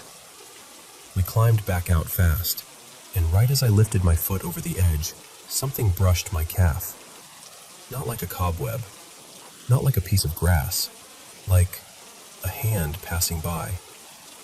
But for weeks after that, it followed me, that sensation, those unseen eyes. Sometimes it felt like it came from the hallway, sometimes the corner of the kitchen, sometimes right outside my bedroom door at night, the way silence can feel crowded if you stare into it long enough. And nights were the worst. I was a kid, so of course I hated the dark. But in that house, nighttime felt different. Like the dark wasn't empty, like it had weight. One night, I was half asleep, staring at the little plug-in nightlight in my room. It flickered, just once, then again, like something was messing with it. My eyelids got heavy, and I drifted off. And that's when the dream started. Except, it didn't feel like a dream. I saw myself in bed, like I was standing in my own room watching my body sleep. I remember that detail so clearly, the way my blanket was bunched around my legs, the soft rise and fall of my chest, and I started shivering, even in the dream. Then, creak. My closet door, slow, careful, like someone was trying not to be heard. I walked toward it. I didn't want to, but my feet moved anyway, like the dream was guiding me. I opened the closet and reached up for the pull string, because the closet light was one of those bare bulbs. My fingers wrapped around the string, and the floor dropped out from under me. I fell, hard, and landed on dirt. I was in the cellar. I could smell it again, that wet earth rot. I sat up fast, patting my arms, my ribs, my legs, expecting pain. But it was like my body was too shocked to feel anything. Then that sensation hit me, those eyes. I looked up, slowly, because I didn't want to. And there was a concrete slab in front of me that I knew hadn't been there the day we opened the cellar. It looked too solid, too deliberate, like a grave marker made into a table. And lying on top of it was my brother. Not Eli, not Mason, my other brother, the one we lost years before, the one whose name still made my mom's voice catch sometimes if she said it too fast. He looked wrong, gray, sunken, like he'd been underwater for too long, like he'd been kept somewhere he shouldn't have been kept. I felt tears rush up instantly, the kind you can't stop. I backed away, shaking so bad my teeth clicked. And that's when I saw her. Behind the slab, half in shadow, was a woman, tall and thin, hair long and stringy, black tangled with gray. She wore this dirty burgundy cloak, the fabric torn at the sleeves, hanging on her like old curtains. She was bent over the slab like she was guarding it, or feeding on it. I tried to breathe, but it felt like my throat had closed. I took another step back, and in one sharp, unnatural movement, she snapped her head up. Her eyes locked onto me like she'd been waiting. I ran. I ran like my life depended on it, scrambling across dirt, lunging for the cellar steps. I could feel her behind me even though I didn't dare look. I hit the trapdoor, shoved it up, fumbled, climbed, hands slipping, heart punching my ribs. I burst into the laundry room, sprinted down the hall, slammed my bedroom door, locked it, and dove under my covers like a little kid again, shaking and whispering, "No, no, no," into the blanket like it could protect me. At some point, the panic blurred into exhaustion. I fell asleep again with sunlight creeping into the room, and when I finally woke up for real, late morning, maybe closer to noon, I swung my legs over the bed. That's when I saw them. Bruises, blooming purple, and dirt, real dirt, caked along my calves and ankles like I'd been on my knees in soil. I just stood there staring, because the room was quiet and normal and bright, but my legs looked like I'd been somewhere I wasn't supposed to be. And even now, years later, I can still remember the exact feeling of that back room. Not fear like a jump scare, fear like a warning, like the house was trying to tell me something the moment I walked in, and I didn't listen.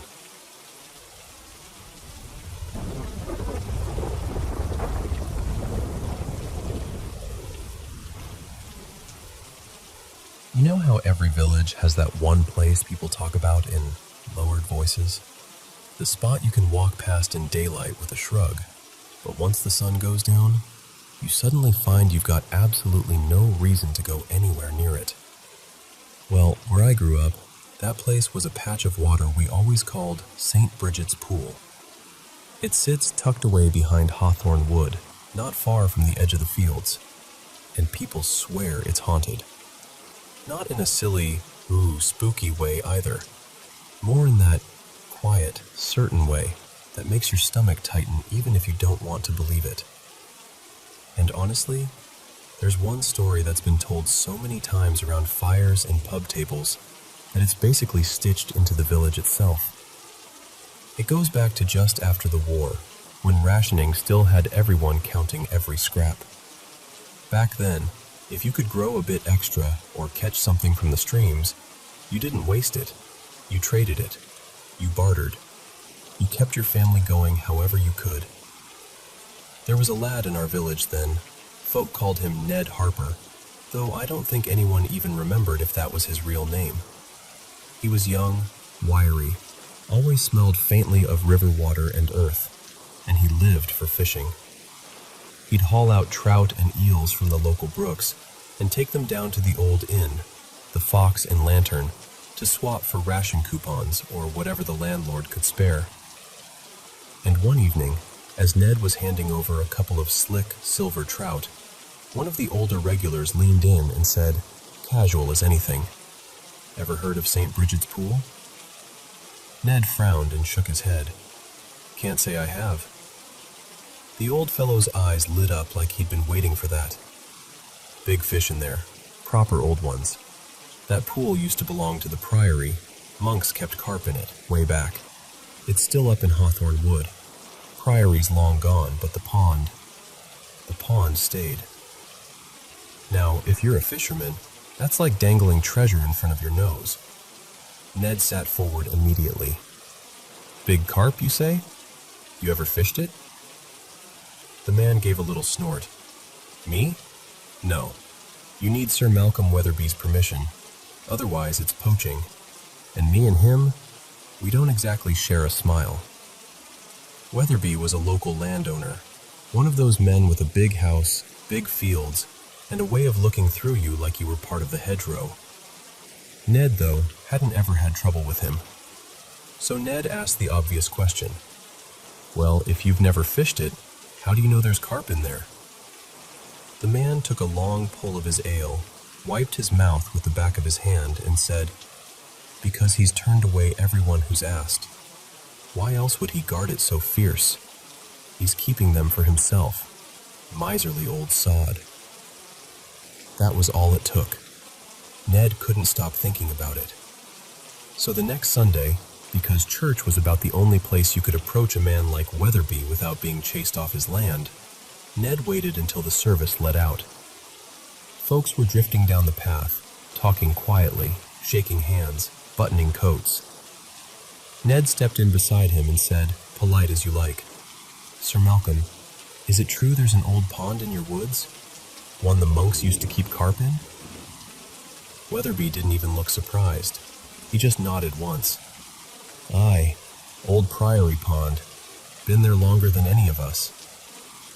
Ned swallowed, nerves and excitement tangling together.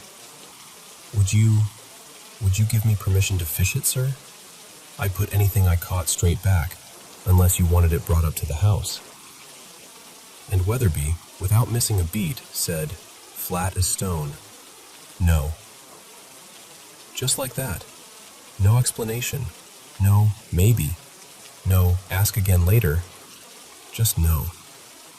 So we asked again the next Sunday, and got the same answer. Then the Sunday after that, same answer.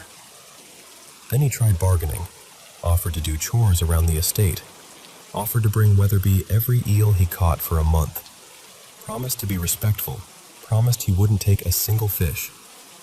Week after week he kept at it, and week after week Weatherby refused. Until one day, Ned did something a bit bolder.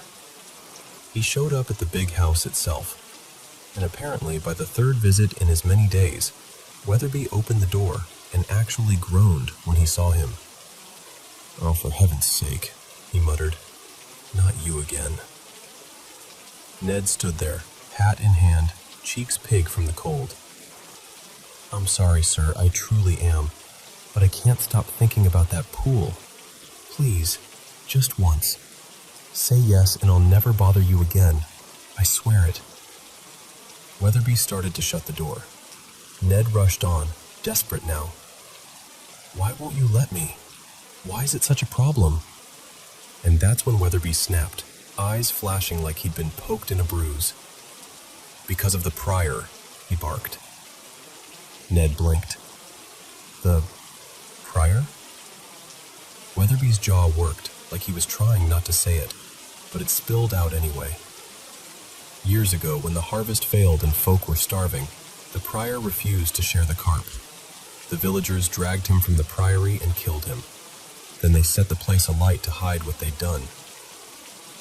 Ned, impatient and young, waved it off. That was ages ago. I'm not afraid of old stories. Weatherby's face hardened. You should be. But Ned barely heard him. The word yes was already ringing in his skull. Because finally, whether out of exhaustion, irritation, or some hope that it would be the last of Ned Harper, Sir Malcolm Weatherby threw his hands up and said, Fine, go on then, but don't come crying to me when...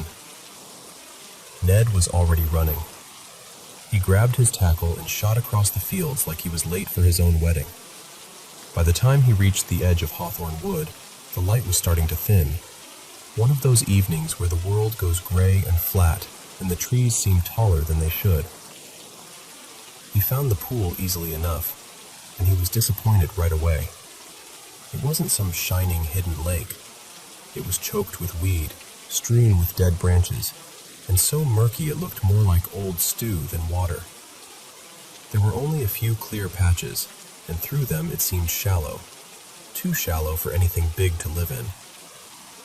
Still, he'd come all that way, so he set up anyway, small float, a bit of worm, thinking maybe he'd at least pull out a minnow or an eel. And the moment that float settled, just a heartbeat later, it vanished. Not a gentle bob, not a curious nibble. It went under like something had grabbed it with a fist. Ned's line snapped with a crack. And suddenly, he wasn't disappointed anymore. He was buzzing. Because that wasn't a small fish. That was something with weight. Something angry and strong and ancient. He sat back against a tree, hands shaking as he started changing his gear. Stronger line, sturdier hook. The sort of setup you'd use if you truly believed you might hook a monster. But in the middle of it, he glanced up. And there, on the far bank, half hidden among the trees, stood a figure. An old man. Or at least, it looked like an old man. He was dressed in ragged, soot-dark robes, hanging off him like old curtains. His face was pale in the fading light, and his eyes, God, his eyes, looked raw and bloodshot, like he hadn't blinked in years. He didn't speak, didn't move. He just stared straight at Ned, like Ned didn't belong in the world anymore. Ned shot upright so fast he forgot where he was and slammed his head into a low branch. Lights out.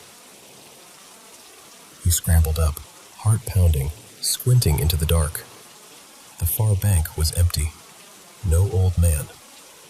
But beside him, his tackle, his precious rod and kit, was smashed, splintered, like someone had taken a boot to it, or a stone.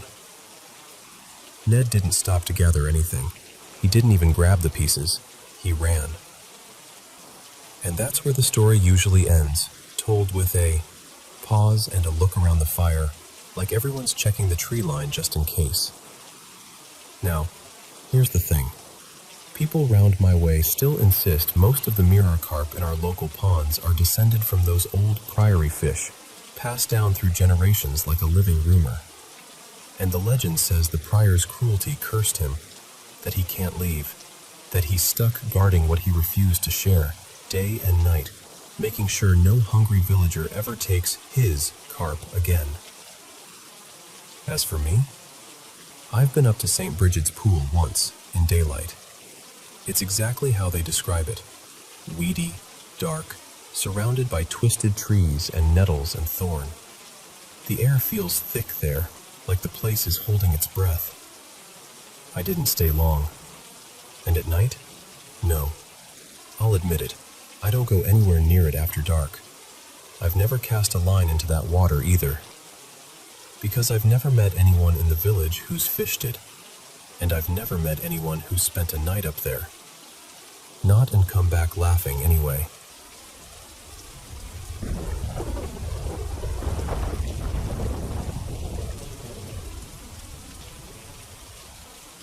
Welcome back to Paranormal M. Can't sleep again, huh?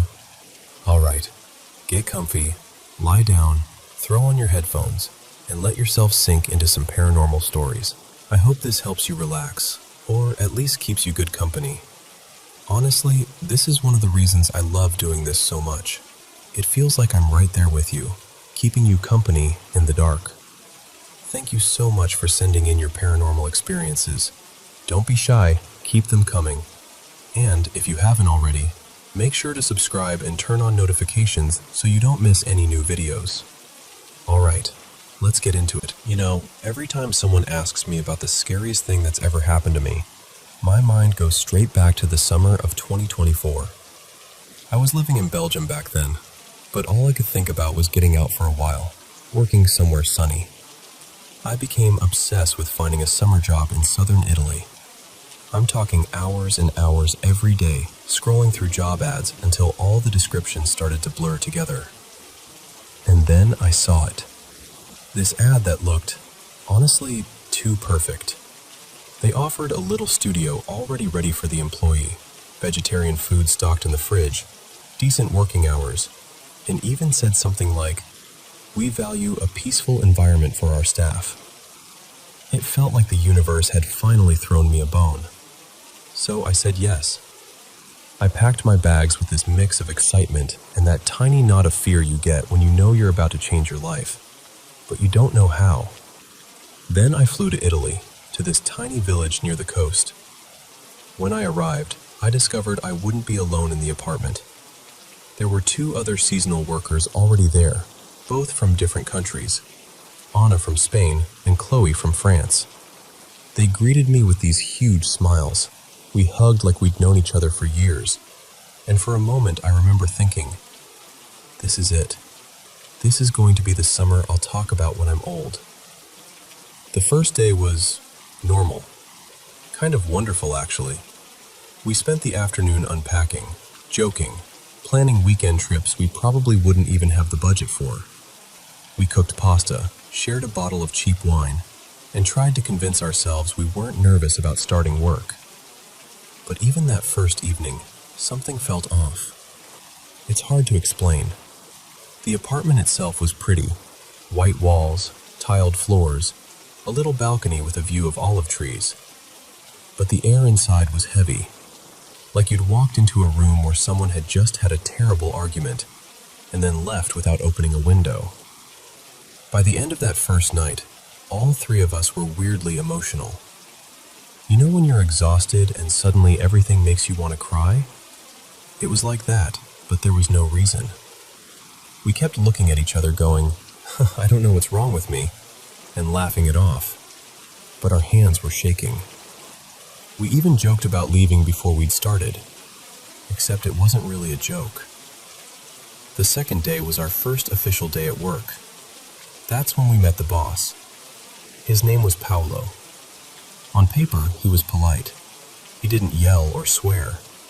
But the moment he opened his mouth, something in me recoiled. His energy was cold. That's the only word I have for it.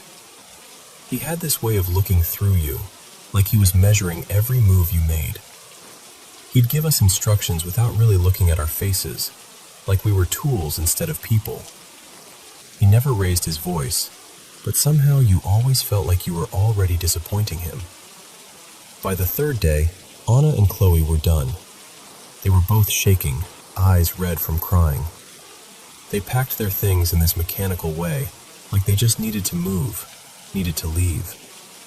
I helped Anna zip her suitcase while she kept repeating, I can't stay here. I can't. They booked the earliest train they could find and just left. And I stayed. I didn't have enough money for a ticket home yet. I told myself I'd work a little longer, get paid at least once, and then decide. Because by then, things had already started. When Anna and Chloe were still there, we'd sometimes hear footsteps in the empty bedroom across the hall. You know that very distinct sound of someone walking on tiles? Heel, toe, heel, toe. Except we'd all be together in the living room when it happened. That's why, after the first couple of nights, we decided to sleep in the same room. 3 mattresses on the floor, like a sleepover, but not the fun kind. More like survival. Sometimes we'd come back from work and find handprints on the inside of the windows. Small, greasy smudges, as if someone had pressed their hands there and then slid them down slightly. We blamed the heat, the humidity, each other. We said, maybe we did that without noticing. But we knew we didn't. Doors would slam when no windows were open. We'd leave our keys on the little table by the entrance and come back to find them on the kitchen counter. Anna would swear she'd left her book on the bed and find it standing upright on the shelf, as if someone had placed it there carefully. We kept saying, it's just the wind, or we're tired, we're imagining things. But it was there, that feeling that something in that place did not want us there. Still, the worst night came after the others had already gone. It was my first night completely alone in the apartment. I remember cooking something simple, just pasta with tomato sauce, and trying to convince myself I was fine, that I was strong, that fear was stupid. And then the chair in front of me moved. Just a little. A soft scrape on the tiles, like someone had nudged it with a knee as they sat down. I froze. My fork stopped halfway to my mouth. I waited for some rational explanation to appear in my head and nothing. A few minutes later, one of the doors slammed shut so hard the walls shook.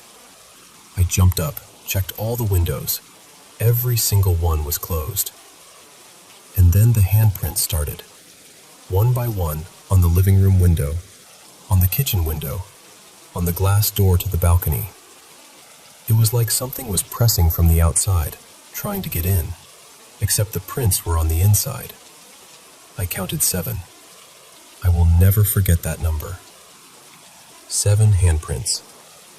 I kept telling myself I was tired, that someone must have touched the windows earlier, and the marks just became visible with the humidity. But even as I thought it, I didn't believe myself. Then came the sound that haunts me the most. A violent slam from the end of the hallway, from the room I never used. The cold room, I called it. It was always a few degrees colder than the rest of the apartment. The air in there smelled stale, like something old and damp had been trapped for years. I had locked it on purpose and avoided it as much as I could. But that night, the bang came from there. The light under the door flickered, on, off, on again. I stared down the hallway, heart pounding so hard it felt like it was echoing off the walls. The door started to rattle, not like a breeze, but violently, like someone or something was shaking it from the inside. Then I heard it. Wings. Dozens and dozens of wings. The frantic, dry, fluttering sound, like paper being shredded in the air. I don't even know how I got the courage to go closer, but I did. When I reached the door, I saw the key lying on the floor, a little distance from the lock, like it had been pushed out from inside. I picked it up with shaking hands, unlocked the door, and pushed it open. The windows were wide open. The room was full of insects, moths, mosquitoes, flies, swarming around the ceiling lamp, colliding with each other, hitting the walls. The light flickered as they crashed into it. The air was thick with this humming, buzzing chaos. That was it for me. My body just decided. I grabbed my bag, my phone, whatever was closest, and ran downstairs to Luca's place. I knocked like my life depended on it. He opened the door, half asleep, and I just said, "Can I sleep here tonight?" He didn't ask many questions. He just let me in. I never told him what I'd seen. I didn't want to say it out loud, as if speaking about it would somehow invite it back. A few days later, I ended up talking to one of the older employees, an Italian woman named Teresa. She'd been working there for about 3 months before I arrived. We were on a break, sitting on crates behind the building, and I finally opened up. I told her everything, about the footsteps, the handprints, the doors, the insects. She listened quietly, and when I finished, she just nodded and said, "I'm not surprised." Then she told me her story. When she first arrived, she was completely alone on the property. 3 apartments, all part of the business, in the middle of nowhere. No neighbors, no town noises. The nearest village with a bar or a shop was a 2-hour walk away. There was barely any phone signal, no Wi-Fi. And even then, when she knew for sure that the upper apartment was empty, she would hear furniture being dragged across the floor above her. Heavy pieces, chairs scraping, a table being moved, sometimes in the middle of the night. "There is something wrong with that place," she said quietly. But I needed the job. A week later, Luca and I both decided we were done. He handed in his resignation first. I told myself, "Okay, tomorrow morning. I'll do it tomorrow. Tonight, I'll just breathe." To celebrate that tiny bit of courage, we went out to the only bar in town. It was a small place with plastic chairs and a TV playing some football match in the corner.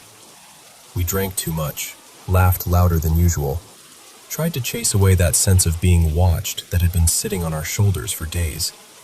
We knew exactly what time we left the bar, around midnight. We knew what time we got back to the property. We remembered the way the gravel crunched under our feet, the way the gate squeaked when we pushed it open. We remembered sitting on his tiny balcony for a while, sharing a last drink, talking about what we'd do once we left. These are small details, but you'll see why I'm telling you. The next morning, Luca was packing. Suitcase open on his bed, clothes half folded, his passport on the table. I sat down with my laptop at the kitchen table in his apartment, finally ready to write my resignation email. I opened my inbox and saw a new message from Paolo. The subject line said, "Termination of contract."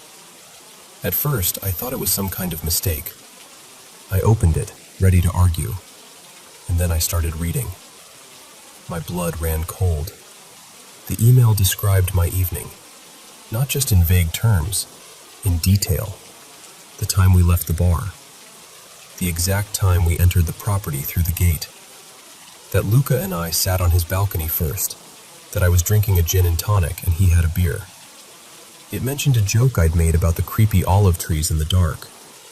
It mentioned what time the balcony light went off. It even mentioned the moment when I said, "Tomorrow I'm finally telling him I quit." And Lucas said, "I'll be gone by then." Line after line, it matched what had happened. Things only the two of us could possibly have known. I felt physically sick. I showed the email to Luca. His face went white. We didn't even need to say anything. We just looked at each other and then started searching. We turned my apartment upside down first. Suddenly, so many things clicked into place. That constant feeling of being watched. The way Paolo would mention small things we'd done. Little habits, as if he'd just guessed. The way the lights sometimes flickered right when we said something about quitting. The shadows that seemed to move when no one was there. I don't know how much of what happened in that apartment was supernatural, and how much was just a mind slowly cracking under stress, fear, and the knowledge of being watched. What I do know is that after we found those cameras, I didn't stay another night. I booked the first flight I could afford, stuffed everything into my suitcase without even folding it, and left. I didn't go back upstairs to check if I'd forgotten anything. I didn't look up at the windows as the taxi drove away. And Luca and we never really spoke about it again. We stayed in touch, but we never brought up that summer, that apartment, or Paolo. Some things, I think, stay with you whether you talk about them or not. But this is the first time I've told the whole story like this. So yeah, that was my perfect summer job in Italy. Beautiful on paper, haunted in every possible way.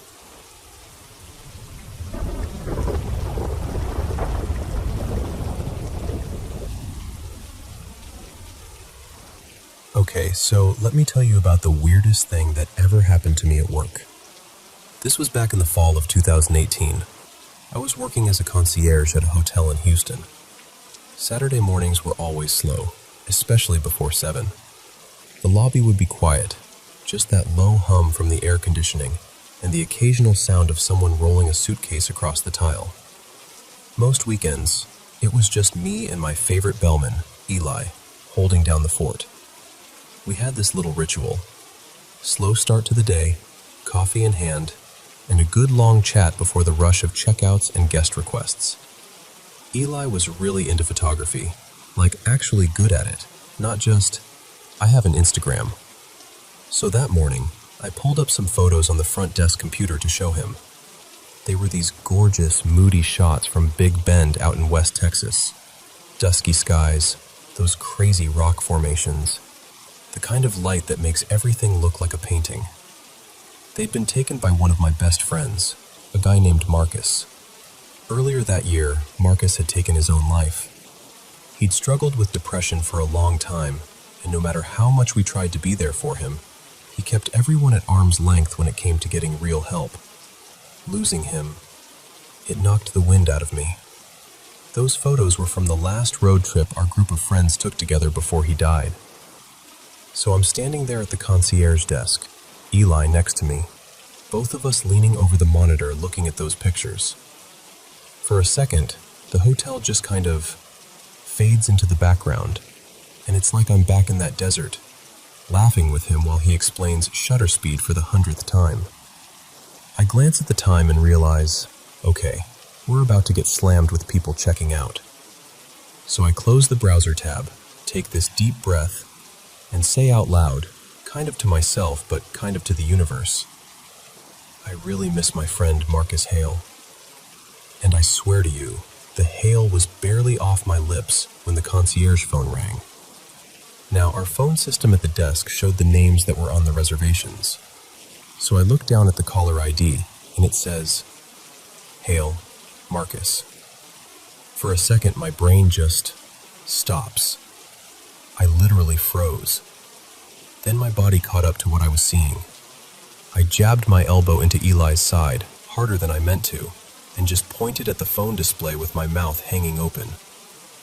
Eli leaned over, saw the name, and we both just stared at each other like, are you seeing this too? Instinct finally kicked in. I snapped a quick photo of the phone screen with my own phone, then picked up the receiver and tried to sound like a normal, functioning adult. "Good morning. This is the concierge desk. This is Anna speaking. How can I help you, Mr. Hale?" On the other end, this totally normal, friendly guy goes, "Hey, yeah, sorry to bother you. The toilet in my room keeps flushing by itself. I just wanted to let you know before I check out." I'm still trying to process the name thing, so I'm stumbling through the usual apologies and, "We'll send someone up right away." While I'm mid-sentence, he pauses and says, "Oh, wait, never mind. It just stopped." "Huh. Okay, well, sorry about that. Have a good day." And he hangs up. I slowly put the phone back in the cradle and just look at Eli like, what just happened? That kind of look where you're half amused, half freaked out, and you don't have a box in your brain to put it in. Eli's eyes are huge. He just keeps saying, "No way, no way, no freaking way," the only one with that name in the entire database. I just sat there for a minute, staring at the screen, feeling this weird mix of comfort and goosebumps. It wasn't scary, exactly. More like somebody winking at you from behind a curtain you didn't know was there. The thing is, in life, Marcus was the last person who would have believed in anything paranormal. He was all about science, logic, numbers. He loved calculating probabilities just for fun. He'd roll his eyes at ghost stories and say, "You know the odds of that actually being something supernatural?" And that's what gets me, because if he were here and I told him this story, I know he'd immediately start trying to work out the math. What are the chances that, at the exact moment I say his full name out loud, a hotel guest with the same name, which we've never had before, just happens to call my desk? The odds, as he would put it, would be infinitesimally small. So maybe it was just one of those freak coincidences. Maybe that's all it was.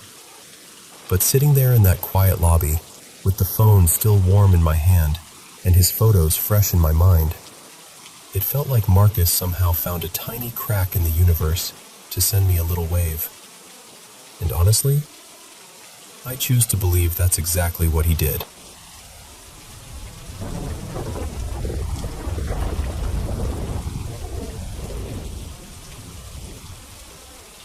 So, this one is my Uncle VJ and Aunt Lutha's story. They still bring it up every time the family gets together, you know?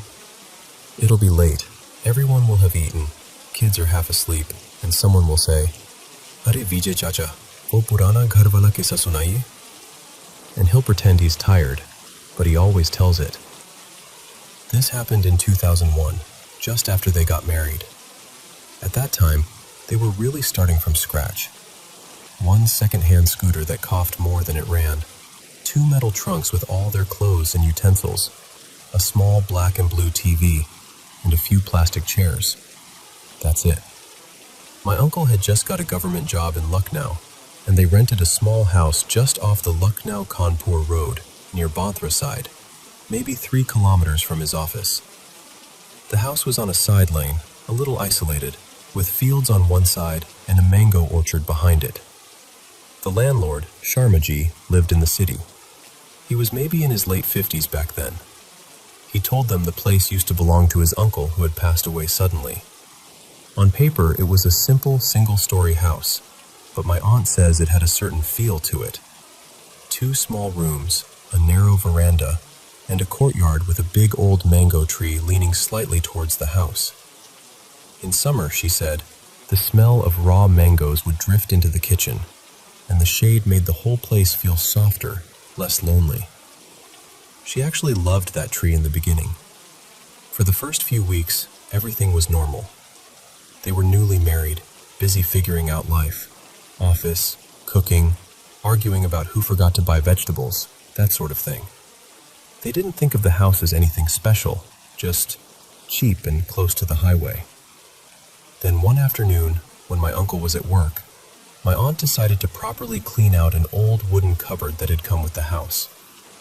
It was built into the wall of the back room. Stiff hinges, smelling of camphor and dust. Tucked behind a pile of old newspapers, she found a small bell. It was made of copper, not shiny like the ones you see in temples, but dark, almost reddish-brown, as if it had been handled a lot and never cleaned. Around the rim there were tiny little figures carved. She thought they were just decorative at first, little dancing shapes. She liked how old it looked. So she washed it, wiped it nicely, tied a bit of red thread through the loop, and hung it near the kitchen entrance, just above where she had kept their small puja shelf. That's when things started becoming strange. At first, it was small. In the middle of the day, when she was alone, she'd hear it. Just a soft ting, ting, like someone barely touching it with a fingernail. She thought it was the wind, or maybe a rat brushing past. Old houses make weird sounds, right? So she ignored it. But then one night, this is the part she hates remembering.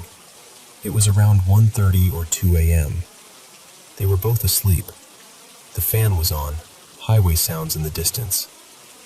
Suddenly she woke up with this feeling that something was wrong. You know that sudden jolt, like your mind is pulled to attention. And she heard it. Not soft anymore. The bell was ringing hard, fast. Ting, ting, ting, ting, ting. Like someone was shaking it angrily, non-stop, right there in the kitchen. It wasn't wind. It wasn't an accident. It sounded deliberate. She shook my uncle awake. Vijay, suno, suno. At first he grumbled, Kya hai sone do? But then he heard it too. They both sat up, just listening. The moment they stepped out of the bedroom and walked towards the kitchen, the sound stopped. They checked the bell. It was hanging perfectly still. After that night, my aunt says she stopped feeling alone in that house, even when nobody else was there. A few days later, she had her first sighting. It was late, maybe around midnight. My uncle had extra work, so she was alone. She went to bolt the front door and, out of habit, glanced towards the courtyard and the mango tree. There was a man standing under it. Tall, wearing a white kurta and dhoti. But the strange thing was, she couldn't see his face clearly. She said it was like the moonlight just refused to fall there. She could see the folds of his clothes, the bare feet, even the way his shoulder angled slightly towards the house. But where the face should have been, there was just shadow. He didn't move. He didn't walk closer. He just stood there, facing the house, as if he was watching. My aunt froze. You know when your mind is screaming, shut the door, but your hand won't move? She stood there for a full minute, heart pounding, then slammed the door, bolted it, and didn't open it again till my uncle came home. When she told him, he brushed it off. Arre, koi mazdoor hoga ya koi raat ko guzra hoga. Thak gayi ho tum, zyada soch rahi ho. But the next week, he came home late himself. He was riding back on the scooter around 11:30 p.m. The street light in front of the house had gone off, typical, so the only light was from a distant pole and the half moon. As he parked, he felt that prickly sensation, like someone was watching him from behind. He turned towards the mango tree, and he swears he saw someone standing half hidden. He told them that many years ago, around the time of the 1857 rebellion, he said, the area behind those orchards had been used as a cremation ground during the unrest. Bahut ashanti mein jo log marte hain, unki jagah pehchan alag ho jati hai, is how he put it. Then he asked about the previous owner. When my uncle mentioned that Sharmaji's uncle had lived there and was fond of rituals, the pundit gave a small, knowing nod. He told them he'd heard stories that the old man used to do strange midnight practices in the courtyard, lighting lamps, ringing a bell, chanting alone. The pundit did a havan right there in the courtyard that afternoon. My aunt remembers the smell of ghee and burning camphor, and how the house actually felt lighter while the fire was going. He chanted for a long time, sprinkled water in every room, then finally picked up the bell with a red cloth.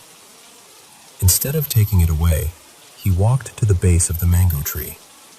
He told my uncle to dig a small pit there. They placed the bell inside, wrapped in the cloth, along with some flowers and holy ash.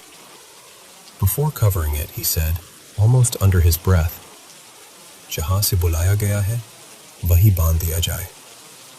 Then he warned them, very clearly, "Ghar chhod dijiye jitni jaldi ho sake. Kuch cheezein sirf घास फुसल नहीं, जगह से जुड़ी होती है." That night, they didn't sleep properly. It was quiet for a while, and they started to think maybe the ritual had worked.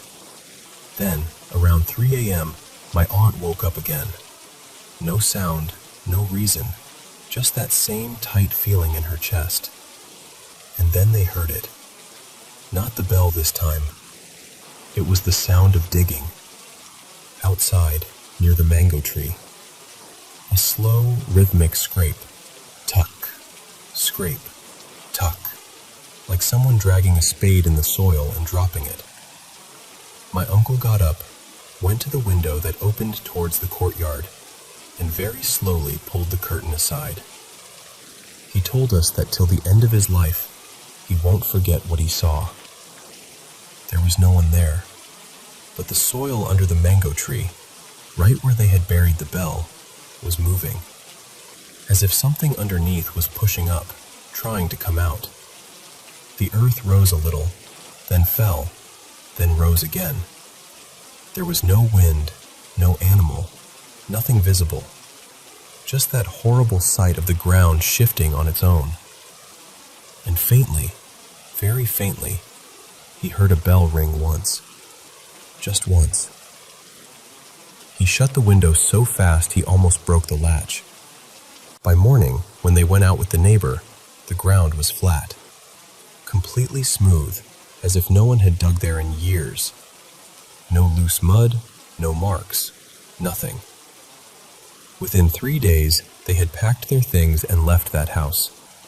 My uncle took a room in a crowded colony closer to the city, and even though the rent was higher and the place was noisy, they both said they slept better. A few years later, when the highway was expanded, that whole cluster of houses was demolished. The spot where their house stood is now somewhere near a petrol pump, if you go by their rough memory. But here's the thing. Truck drivers who regularly drive that stretch still tell stories. You know how highway tales travel, chai stalls, dabas, late-night gossip. Some say that on certain hot April nights, when mango season begins and the air smells a little sweet, they see a man in white walking along the edge of the road near the old orchard line. Tall, slow steps, head slightly lowered. They say sometimes they hear a faint ting, ting of a bell, even though there's no temple around, no village close by. But every year, when April comes and the first mangoes appear in the market, if he has to travel between Lucknow and Kanpur, he quietly adjusts his route. He'll take a longer way or an earlier bus, anything to avoid that particular stretch. And at home? If anyone ever takes out a brass or copper bell near him, during Diwali, during puja, even just to admire it, he smiles politely, makes some excuse like, "Chai dekh ke aata hoon," and leaves the room. He never looks at the bell, and he never, ever stays in a house that has a mango tree in the courtyard.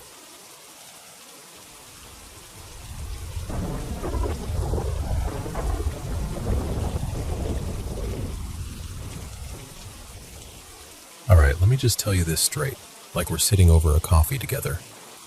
So, this happened years ago, back in 2006. I remember the timing really clearly because it was during the World Cup, the one where Zidane did that infamous headbutt. That's basically how I timestamped the whole thing in my head. I was away with work, staying at this old country hotel just outside Leeds, Rosebridge Manor Hotel. Beautiful place from the outside, very postcard perfect, long driveway, big old trees, that sort of thing. I was there for a 3-day training course with my then employer. Nothing exciting, just corporate stuff. I checked in like normal. No alcohol involved, by the way.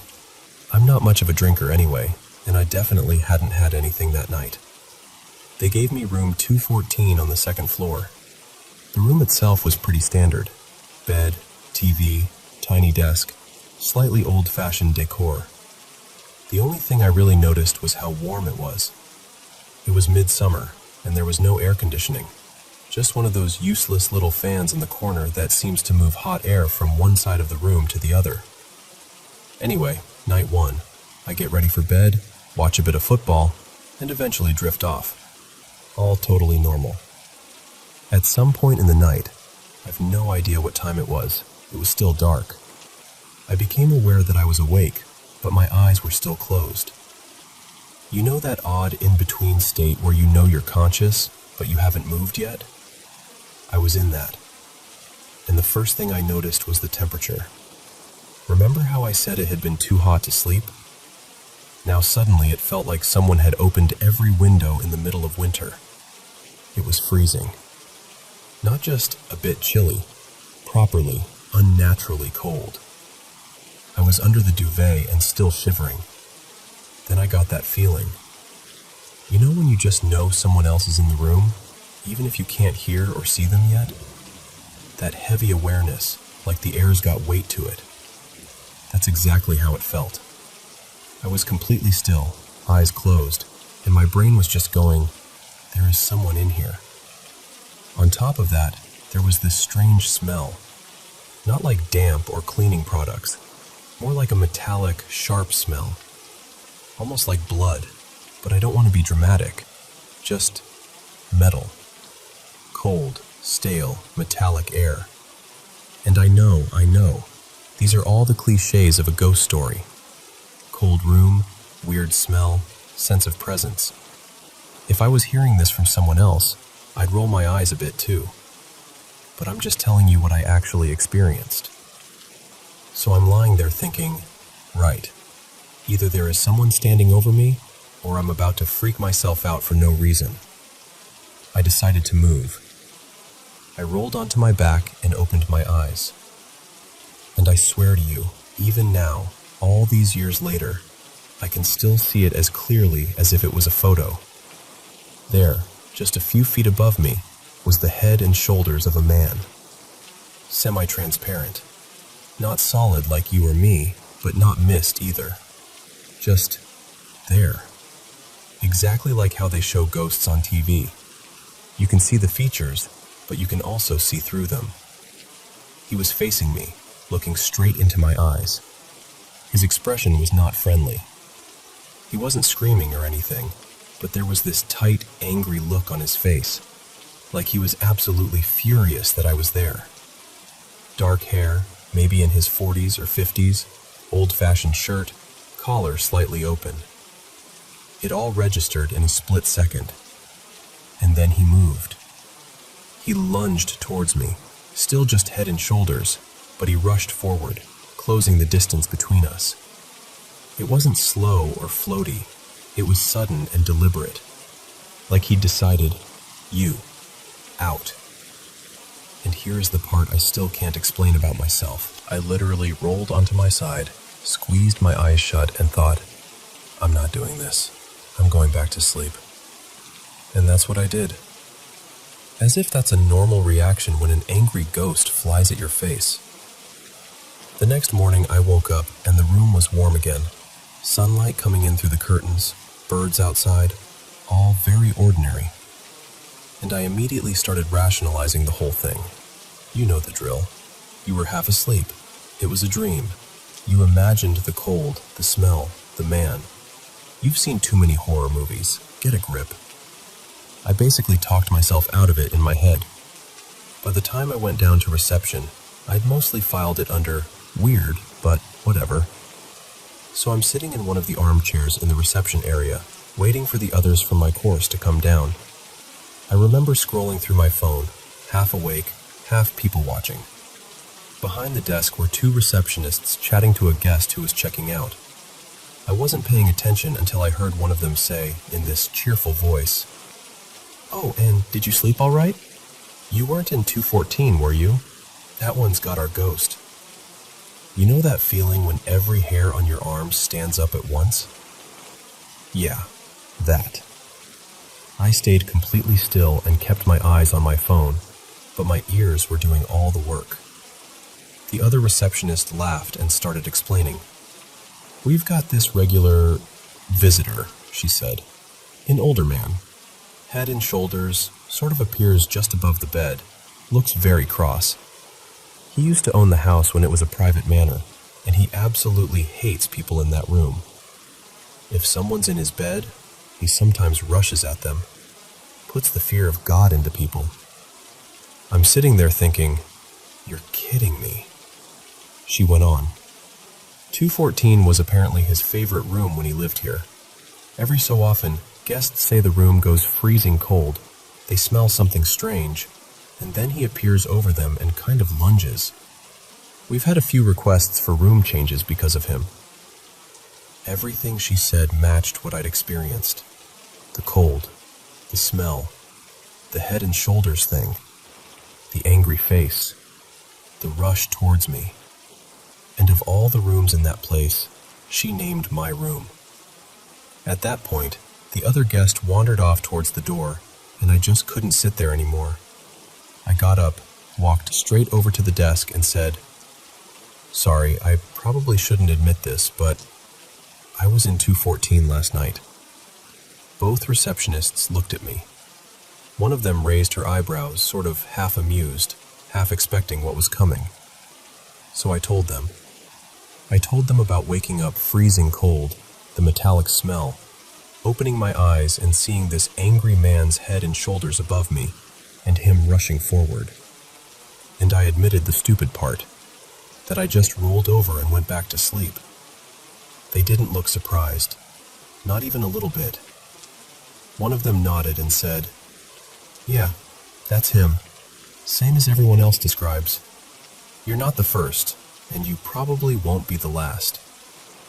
I asked if I could change rooms for the rest of my stay, and they were completely fine about it. Almost too casual, actually, like this was just part of the job. They moved me to a different wing of the hotel, and the rest of my nights there were totally uneventful. No ghosts, no cold, just normal, creaky old building stuff. Of course, after I got home, curiosity got the better of me. I looked the place up and found out that it's considered a pretty haunted hotel. There's an actual backstory about the original owner, various sightings, and they even do ghost tours and ghost hunting evenings there now, but those receptionists had no idea who I was. They didn't know what I'd seen, which room I'd been in, or even that I was listening. And yet, they described in detail exactly what I'd experienced, right down to the way he appears and the room he favors. That's the bit I can't rationalize away. And maybe this is another weird part of it. Growing up, my Aunt Laura always swore she'd seen a couple of ghosts in her life. I used to listen, half fascinated, half skeptical, thinking, yeah, okay, sure, maybe. It did make me wonder, though, whether only some people can see these things, or whether it's just a case of being in the wrong place at the wrong time. Or the right place, depending on how you look at it. All I know is that in the summer of 2006, in room 214 of a hotel outside Leeds, I saw something I cannot explain away. And as much as the rational part of my brain still tries to poke holes in it, there's another part of me that just quietly says, no, that was real.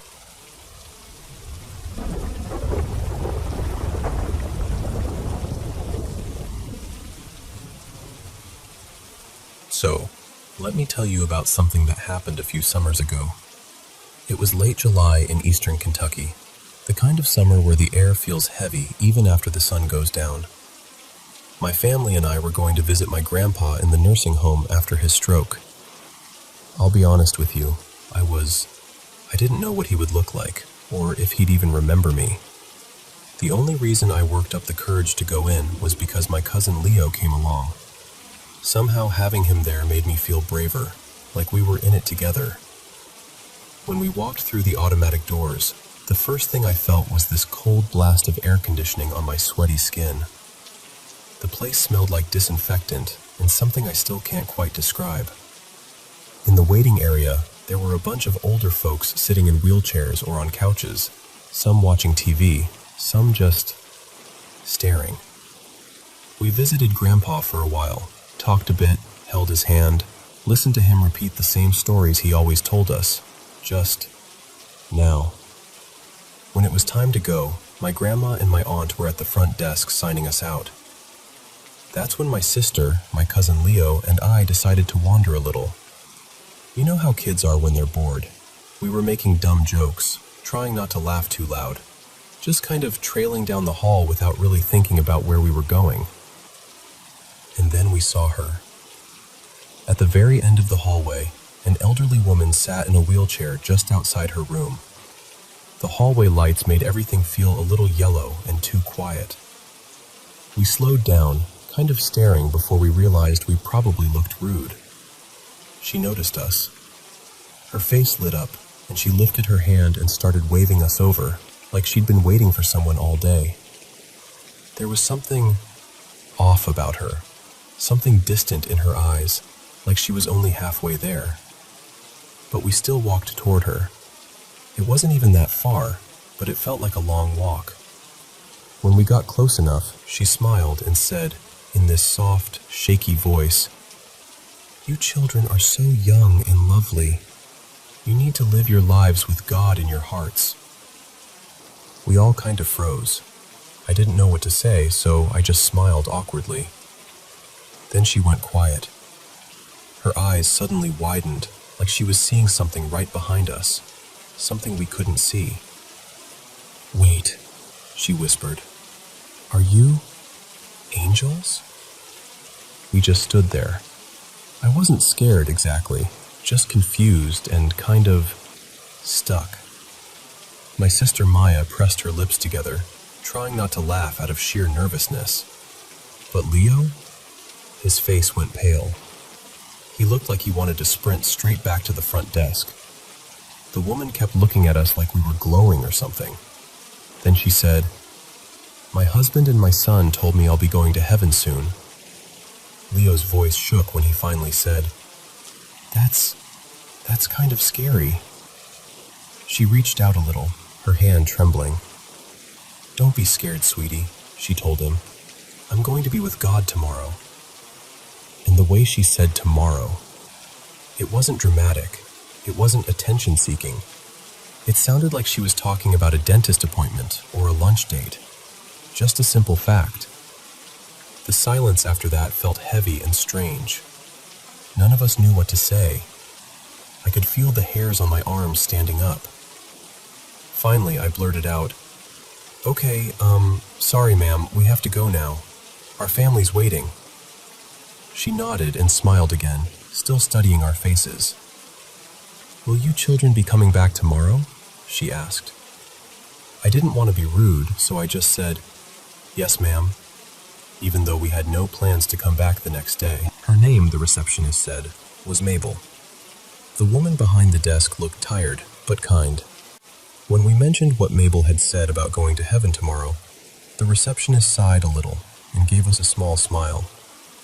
"Mabel has advanced dementia," she explained. "Sometimes she says things that don't make much sense. She just speaks whatever comes into her mind." We all nodded, and I remember feeling this weird mix of relief and disappointment. Relief that maybe it wasn't anything spooky, and disappointment because, for a second, it had felt like something bigger than us was happening. And then we didn't think about it much. At least, not until the next visit. About a week later, we went back to see Grandpa. Same nursing home, same cold blast of air when the doors opened, same smell I still can't put a name to. We walked down toward his room, and there she was again, Mabel. She was sitting in her wheelchair in that exact same spot outside her room, at the end of the hallway. Same floral blanket over her legs, same soft cardigan, same faraway look in her eyes. But this time, something about her felt emptier. Her eyes weren't really focusing on anything, just staring ahead, like she was watching something that none of us could see. Still, when we walked by, she slowly turned her head just enough to look at us and lifted her hand in this tiny wave. We waved back. None of us said anything. We went in and visited Grandpa again, stayed for a while, talked, laughed a little more this time. He seemed stronger. That helped. When we were done, we decided, like before, to wander around a bit. And of course, we ended up heading toward the same hallway. We turned the corner, looked down the hall, and Mabel wasn't there. Her wheelchair, though, that was still there. Same spot, same angle, just empty. The hallway felt different without her in it. Quieter, heavier. The three of us, Maya, Leo, and I, looked at each other, and I could tell we were all thinking the same thing, even if none of us wanted to say it out loud. Curiosity won. We walked slowly toward her room. Every step felt louder than it should have. The air felt thicker, like we were walking into somewhere we weren't supposed to be. When we reached her door, it was open just a little. We peeked inside. It was completely empty. The bed was made perfectly, like no one had slept in it. The nightstand was bare. No photos, no cards, no flowers, nothing. The walls looked freshly wiped, like they'd just finished cleaning everything out. It didn't look like someone's room anymore. It looked like a room waiting for the next person. Maybe they moved her, Maya whispered. Yeah, I said, but my voice didn't sound very sure, not even to me. At the end of our visit, we went back up to the front desk.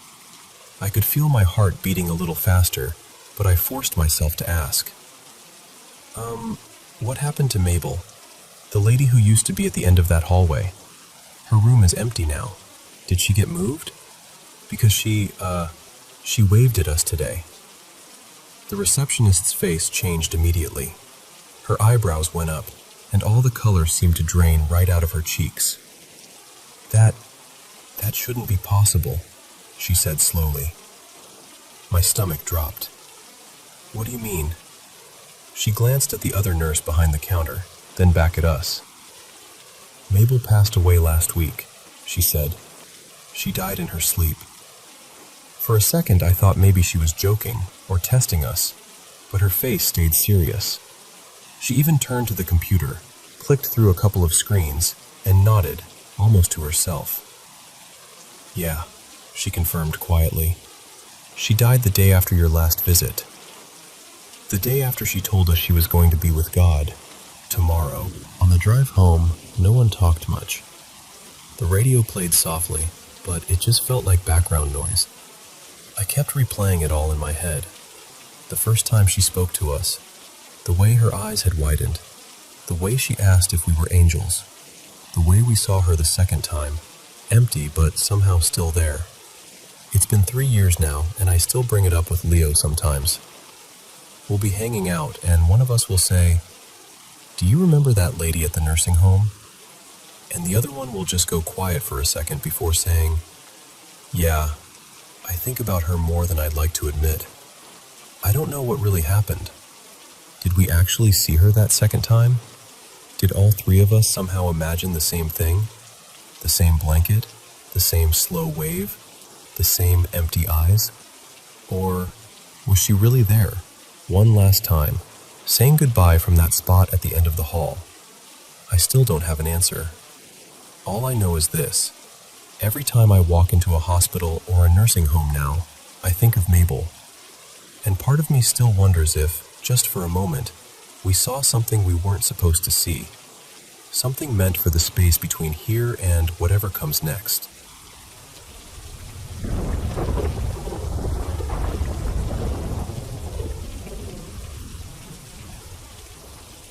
So, let me tell you about the night I swore I'd never work third shift alone again.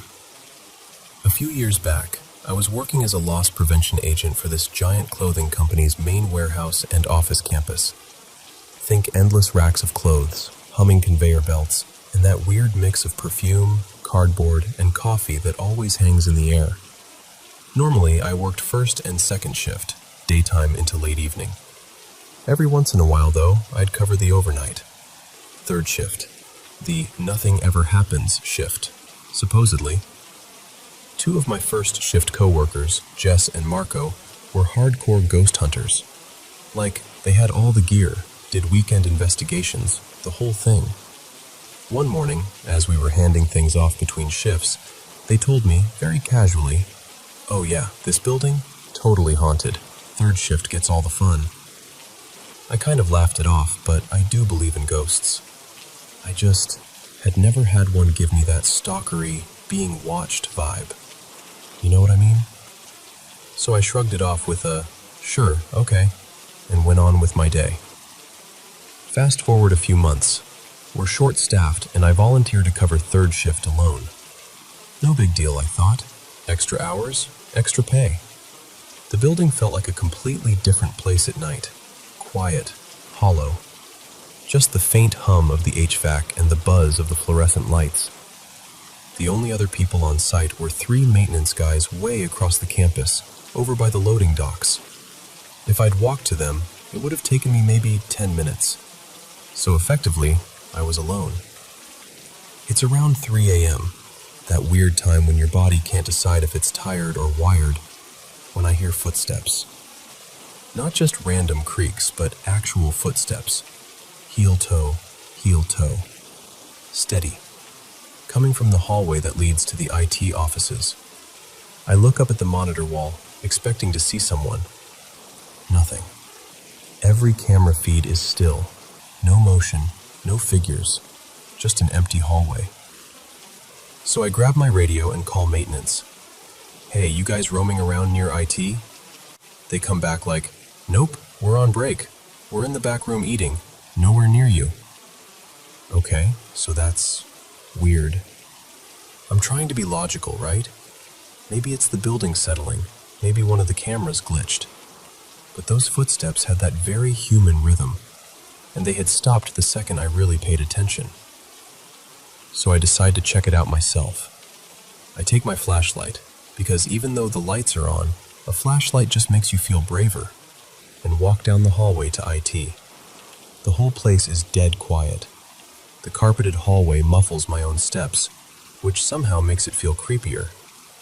I peek into the IT offices, check doors, look under desks. Nothing. Everything is locked up and secure. I radio maintenance again and joke, "Okay, false alarm. Pretty sure it's just my nerves trying to entertain themselves." We laugh about it. I go back to the security office, and I try to shake it off. About an hour later, so now it's around 4 a.m., the IT office alarm goes off. It's not just a motion ping. It's a full access alarm, like someone used their key card to go in. On my panel, it shows the door opening and closing. But when I look at the computer screen where a name and photo should pop up for the key card holder, it's blank. No name, no badge number, no photo. Just access granted with a timestamp and then door open. I flip through all the camera feeds again, specifically the ones covering that hallway and the IT door. Still nothing. Door looks closed. No one walking, no one standing, no weird shadows. Just nothing. Meanwhile, the alarm won't stop. It keeps chiming, showing the IT door opening and closing, like someone is going in and out over and over. But on the cameras, still nothing. We start walking together toward the IT hallway. As we get closer, we all hear it. Footsteps again. This time, all 4 of us hear them. They're just ahead of us, like someone's walking slowly away from us, turning a corner we can't see yet. The hairs on my arms stand straight up. Nobody's talking now. Luis shifts that wrench in his hand like he actually expects to use it. We turn into the IT hallway. The alarm is still going. The panel on the wall is lit up, showing the door is accessed. The IT office door itself is closed. We try the handle. Locked. One of the guys swipes his master keycard and pushes the door open. We're half expecting some employee to jump and say, "Oh, sorry, I forgot to clock out." Or a raccoon or something. Nothing. It's absolutely empty. Chairs pushed in, computers sleeping, no windows open, nothing knocked over. We do a quick sweep. Behind the door, under the desks, server room, storage closet. Nobody. We come back out into the hallway, looking at each other like, okay, but we all heard that, right? And then, right as we're standing there, the air changes. The temperature drops in this really sharp, specific way, like someone opened a walk-in freezer right in front of us. A cold breeze rushes down the hallway, but none of the vents are blowing, and the doors at each end are closed. The overhead lights flicker, not enough to go out, just enough to make every instinct scream, "Nope." All four of us feel it wash over us at the same time. One of the guys just whispers, "Nope, nope, nope," under his breath. And then we all react in the most professional, well-trained security and maintenance manner possible. We run. These guys, who are absolutely not the running type, take off down the hallway like Olympic sprinters. I'm right behind them. We burst back into the main lobby and just stop. No one says anything. We sit there in this weird, stunned silence for a good hour. Just four grown adults in work uniforms, staring at each other like, if you say it out loud, it becomes real, so don't say it. The alarm eventually stops on its own. The panel clears. Nothing else happens the rest of the shift. Honestly, there are chunks of that night I don't fully remember.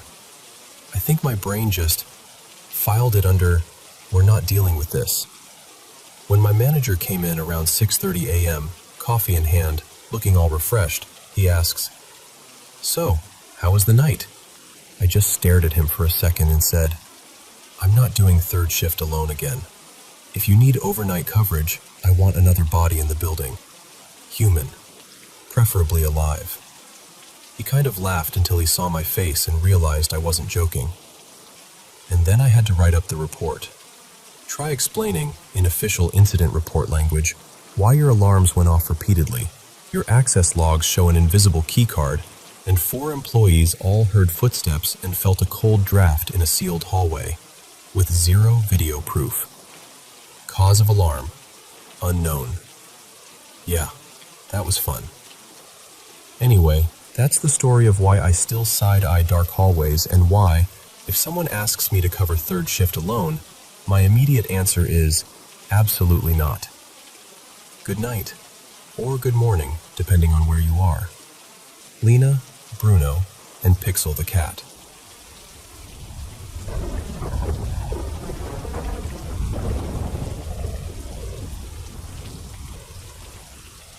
Alright, so let me tell you about the only ghost story I've ever had in my life. I was about 20, on a religious mission abroad in Venezuela. Not gonna lie, I wasn't, and still am not, a super spiritual or churchy person. I mostly went because of family expectations and that whole cultural pressure thing. But this one experience has stuck with me in a way I still can't quite shake. We were in this humid little coastal town called Puerto Carupano, right on the edge of the Caribbean. There were 4 of us guys, all around the same age, living in this cramped apartment above a tiny corner grocery shop that baked bread in the mornings. The smell of bread at 5 a.m. was actually the best part of that place. Everything else was questionable. So picture the apartment.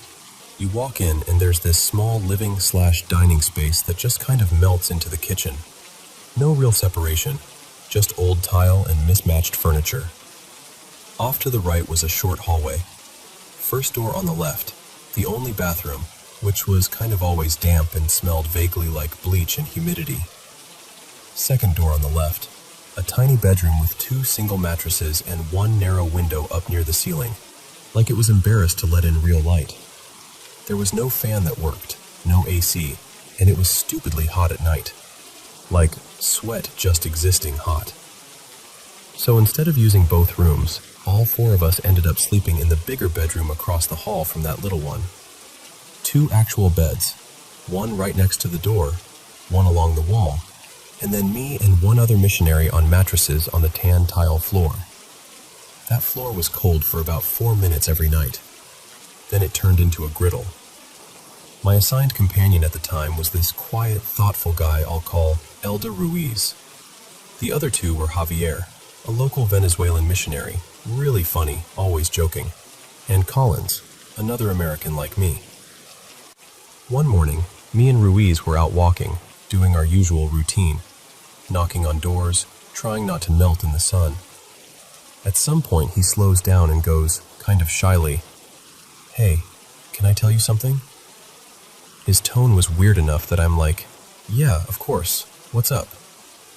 He hesitates, stares at the ground for a second, and then says, "Last night, I woke up and I saw someone lying next to you, like a man, but he didn't look alive, more like a spirit."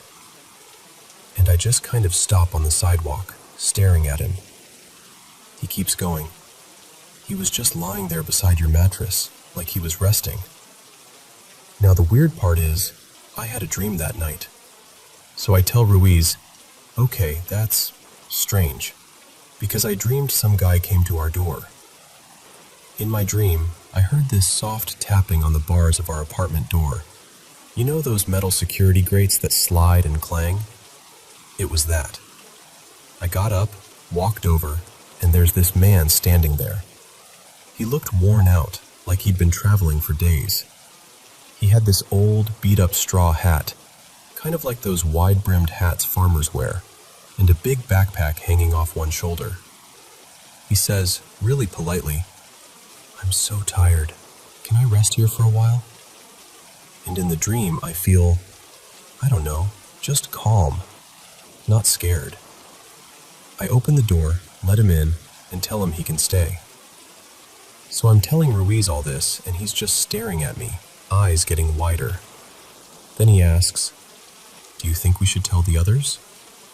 And I just shrug it off. I'm like, "Nah, it's probably just coincidence. You had a weird half-awake thing. I had a weird dream. No need to freak anybody out." I didn't really believe in ghost stories, and I definitely wasn't looking to start one in a stuffy apartment where we all had to sleep anyway. Fast forward to that night. We'd finished our day, done our little planning session, said a quick prayer, all the usual routine stuff. Eventually, we all start winding down. 3 of us had already gone to the bedroom. Collins was still in the bathroom at the end of the hallway, brushing his teeth or shaving or something. I dragged my mattress into its usual spot on the floor, right between the 2 beds. The overhead light was off, just that soft glow from the hallway leaking under the door. I lay down, listening to the old building creak, the hum of distant traffic, the occasional dog barking outside. And then, I start hearing voices. At first, it's faint, like when you think you hear a radio playing in another room. Just a couple of murmurs, nothing clear. I'm lying there thinking, okay, maybe someone left a TV on downstairs in the shop. But the voices start multiplying. It's not just 1 or 2 anymore. It sounds like a group. Then more. It's like being dropped right in the middle of a busy market or a crowd. Layers and layers of people talking over each other. Different tones, different pitches, but no distinct words I can pick out. I roll onto my side. The sound doesn't change. I squeeze my eyes shut, then open them again. Still there. It just keeps building, getting louder, pressing in from every direction. I remember thinking, am I losing it? Is this what going crazy feels like? My heart was pounding. I wanted to call out, but it felt like if I spoke, something would notice me, I guess. I know that sounds weird, but that's how it felt.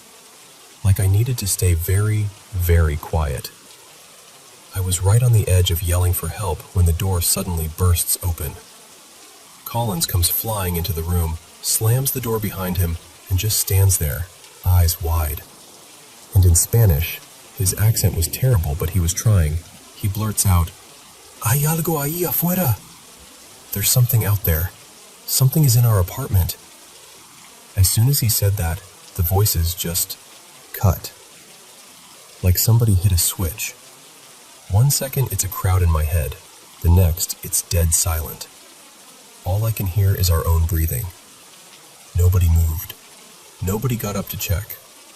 The four of us just stared at each other in the dark. Finally, I told them what Ruiz had shared with me earlier, and then I told them about my dream.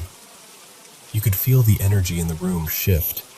Even the air felt different, heavy, like before a storm. One of the guys, I think it was Javier, offered to say a prayer. So he did, right there in the dark, all of us sitting up on our beds and mattresses, trying not to freak out. It wasn't dramatic or anything, just a simple, shaky little prayer asking for protection and peace. After that, nothing else weird happened that night. We eventually fell asleep. But that wasn't the end of it. This went on for 3 nights in a row. Different little things.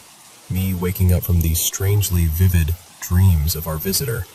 Ruiz feeling like someone was in the room again. That heaviness in the air.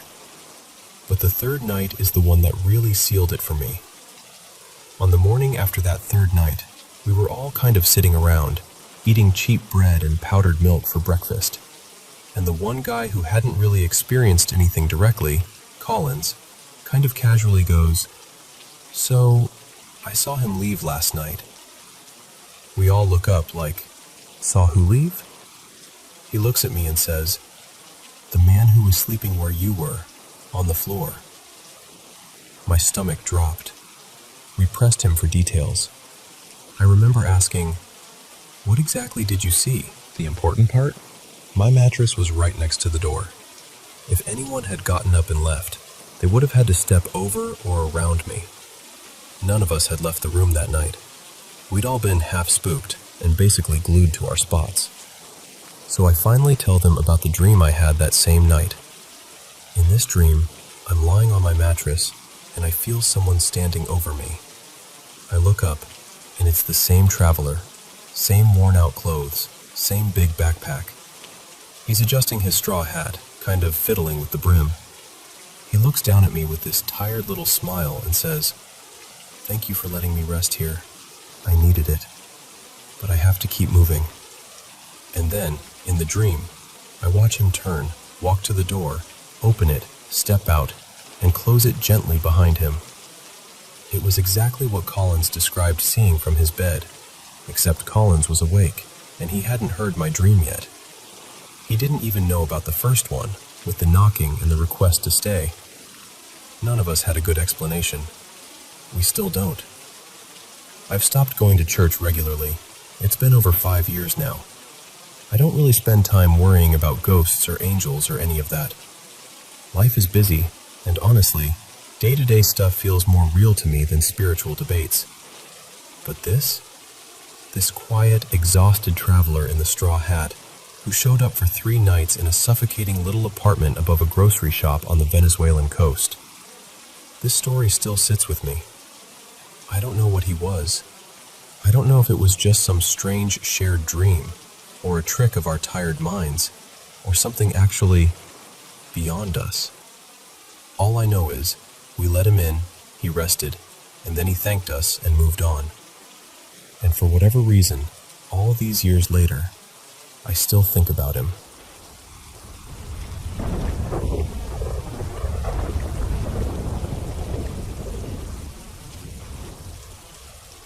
You know, I've chimed in on stories like this plenty of times, but I don't think I've ever just sat down and really told one of mine from start to finish. So, hi, I'm Emma, and I've always been a little sensitive to things most people would call weird. My mom, her name's Lila, was very psychic. On her side of the family, it's kind of a running joke that the veil is thin, but there's some truth to it. I grew up with her casually saying things like, "Oh, your grandfather stopped by last night," and she meant the one who had already passed. So for me, this stuff has always been normal-ish. Anyway, here's what happened recently. I work in elder care communities. I don't have a fixed office. I'm like a nomad with a laptop. I'm in and out of different buildings all day, just plopping down wherever there's an empty desk or a quiet corner to do my paperwork. I've only been in my current position for about, 2 months now? Still in that phase where you're figuring out where the good coffee is and which printer hates you the least. One of my buildings used to be a hospital. It was built in the early 1960s, and it's small, technically one main floor with a tiny mezzanine, but everything our residents use is on the ground level. They've renovated it a lot, so it's bright and cozy now, but it still has that mid-century modern feel if you pay attention. The lines of the hallways, the old brick, the way the windows sit. Our administrator there, her name is Carla, is kind of obsessed with the building's history. She's found old hospital odds and ends in the basement, metal signs, a cracked wooden wheelchair, an old nurses station plaque, even a framed photo from the hospital's dedication. She's put some of it on display in the lobby. There's this really sweet detail too. One of our residents, Mr. Harris, actually worked in that hospital back in the day as a young doctor. Sometimes he'll shuffle past the display cases, tap the glass and say, "That's not where that sign used to be," and just chuckle to himself. It gives the place this vintage, lived-in vibe. Like time didn't completely move out, it just changed clothes. Now, in this building, my office is the old chapel. It's a small room tucked just off the main lobby. Even after all these years, it's gorgeous. Stained glass windows that catch the afternoon light, a simple wooden cross still hanging on the wall, and these built-in pews that creak when you sit down. There's a little table in the back where I set up my laptop. It's quiet, but you can still hear life happening in the lobby outside. Residents chatting, staff walking by, the TV murmuring away. The TV is almost always on in the lobby. Usually it's game shows or old movies, comfort noise for the residents. So when I'm in the chapel, there's this mix of silence and distant sound. It's actually kind of peaceful. Last week, I was in there catching up on paperwork. Just another day, just me, my laptop, and my 4th cup of coffee. I'm typing away, half listening to the muffled TV, when I hear it. Someone crying. At first it's faint, like someone trying not to be heard. A soft, strained kind of crying. I freeze for a second because it doesn't sound like the TV. It sounds close, human, real. I almost stand up right away to poke my head out the door, but just then I hear footsteps in the hallway. Carla, the administrator, and one of the nurses, Andre, walk past. I can recognize their voices now pretty easily. They're laughing about something, some inside joke, and they don't sound rushed or concerned at all. The crying fades. I tell myself, must be the TV. It has to be. You know how, when you're half focused, your brain can mash sounds together and trick you? About 10 minutes later, I get up to use the bathroom and walk out into the lobby. There's just one resident sitting there, watching an old black and white western. The scene on TV is some dusty street, a showdown, dramatic music, but no one is crying. No soap opera, no drama, just cowboys and bad dialogue. I stand there for a second, pretending to check my phone, just listening. Nothing but gunshots and hoofbeats and that low TV hum. So I shrug it off. I'm new, I'm tired, long day, weird acoustics, whatever. I walk back to the chapel, finish my work, go home, and don't think too much more about it. Then yesterday happened. Same building, same chapel, same little table by the stained glass. This time it's late afternoon, that kind of soft golden light slanting through the windows. The lobby TV is on again, and I can hear some kind of talk show or game show droning in the background. Normal. I'm typing, minding my own business. And I hear it again, crying. But this time, I pay attention. I stop typing. I literally take my hands off the keyboard and just listen. The crying is clearer now. It's not a sudden wail or a loud sobbing. It's this low, steady, heartbroken sound. Like someone who's been crying for a while and is exhausted, but can't stop. There's this hitch in the breath every now and then, Like that little gasp you get when you try to calm down and you can't. The hair on my arms goes straight up. I listen for the TV to sync with it, like maybe there's some dramatic scene on. But the sounds don't line up. The TV is doing its own thing. Audience laughter, some host talking, little bursts of music. The crying is separate. It's not louder or clearer than the TV. It just has its own rhythm, its own presence. At one point, I actually lean forward, like that's going to help my ears figure it out. I glance at the chapel door. It's open, just a few inches. I can see a slice of the lobby floor and a plant in the corner, but no feet, no wheelchairs, no one standing just outside. The crying sounds like it's in the room with me, but also not tied to any particular spot. Not in front of me, not behind me, just there. All around but nowhere. My mind starts racing. Is someone in the hallway? Is it coming from another room? Is there a resident upset in a nearby apartment? I reach for some kind of logical explanation, because that's what you do. You try to keep things normal. I stand up and step out into the lobby. There are two residents chatting softly near the TV. Carla is at the far end of the hall, talking to a family member. The show on the TV is some light daytime program. People are guessing prices and clapping. No crying, no sad scene, no one looking distressed. And just like that, the crying stops. I stand there, feeling a little silly and a little shaken. I go back into the chapel. It's quiet now, just the TV and the faint hum of the building. And this is the moment where something in me just quietly goes, oh, okay.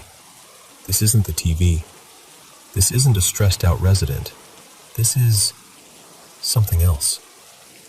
I sit back down at the table, look up at the stained glass, and I get this very strong impression, almost like a memory that isn't mine, of this room when it was still a hospital chapel. People coming in here to pray for loved ones, to sit alone, to cry, to beg, to grieve. I don't see anything, but I feel a heaviness, like the air is full of old emotions. Nothing evil or threatening, just deeply sad, like some echo of all the people who came in here with breaking hearts never fully cleared out. And it hits me. Not a ghost trying to talk to me, not something aware that I'm there, just leftover emotion, a loop, an imprint of someone's worst day that's somehow stuck to this little chapel, replaying when the conditions are just right. That realization is weirdly comforting. It's still unsettling. I mean, hearing disembodied crying is never going to feel normal, but it doesn't feel dangerous. It feels like walking into a room where someone has just been crying, and you know it, even though they've already left. I don't say anything to Carla or Andre. Not yet, anyway. I just quietly pack up my laptop when I'm done, thank the chapel under my breath. Yes, I know that sounds strange, and head home. But I can't stop thinking about it. Given my family, given my mom, given the kind of things I grew up around, part of me isn't surprised. Sensitive people pick up on things like that. And this building has seen a lot of life and death. A lot of hope and a lot of heartbreak. So yeah, as of now, I'm pretty convinced that what I've experienced in that little chapel isn't my imagination, and it isn't a TV glitch. I think I've been sitting with the echoes of an old hospital, and every now and then, the walls remember.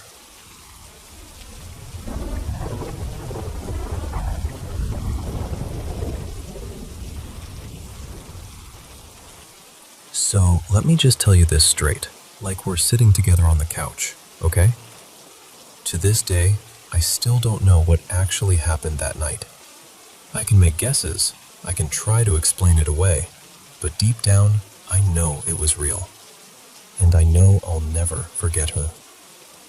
It was late summer, one of those in-between evenings where it's not really warm anymore, but it isn't cold yet either.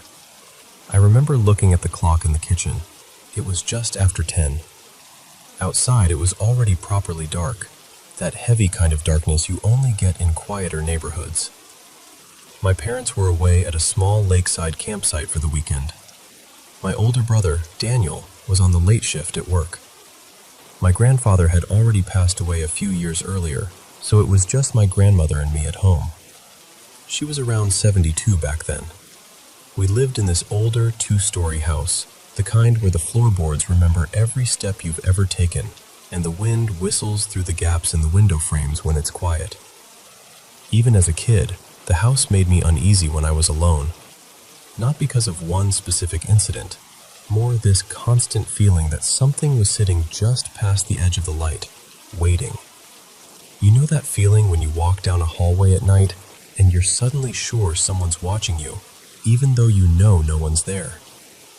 Yeah, that was pretty much my baseline. At some point, I'd gotten into the habit of always locking my bedroom door when I went in for the night. It was my little ritual. Close door, turn the key, jiggle the handle to check. It gave me this tiny sense of control. A bit of fake safety maybe, but it helped. That evening started completely normal. I went to the bathroom, then to the kitchen to grab something to eat. I threw a frozen lasagna into the oven, nothing fancy, and poured myself a glass of iced tea. I gathered everything up so I wouldn't have to leave my room later. My plan was simple. Stay in my room, listen to some music, play a bit of Xbox, maybe watch a movie before falling asleep. Before heading upstairs, I popped my head into the living room to see my grandma. Her name was Marta. Like almost every evening, she was sunk into her old green armchair, watching some quiz show with the volume just a little too loud. She looked over at me and smiled that soft, tired smile she always had at night. I said, "Good night, Oma. I'll be in my room if you need me." She asked, "Are you having breakfast with me tomorrow?" And I said, "Depends how late I stay up," kind of laughing. Totally normal moment. Nothing creepy, nothing strange. Then I went upstairs. I went into my room, closed the door, locked it like always, and did my little handle check. Then I sat down on the small couch by the wall, ate my lasagna straight out of the little baking dish, and turned on my Xbox. I remember the startup sound so clearly for some reason. While I was playing, I was on a voice call with my best friend at the time. Let's call her Leah. We had our usual nonsense conversation going, talking about school, people we had crushes on, teachers we hated. Just everyday teenage stuff. Maybe 20 minutes in, everything cut out. The game froze and went offline, the party chat disconnected, and the little Wi-Fi symbol on my phone turned into that empty outline. Just gone. Our internet almost never went down. The router was in this tiny storage room at the end of the hallway, pretty much right next to my bedroom. So I grabbed my phone and tried to reconnect. Nothing. Leah messaged me. "Hello? Did your internet die?" I called her back over mobile data and said, "Wait a second. Our Wi-Fi just died on me.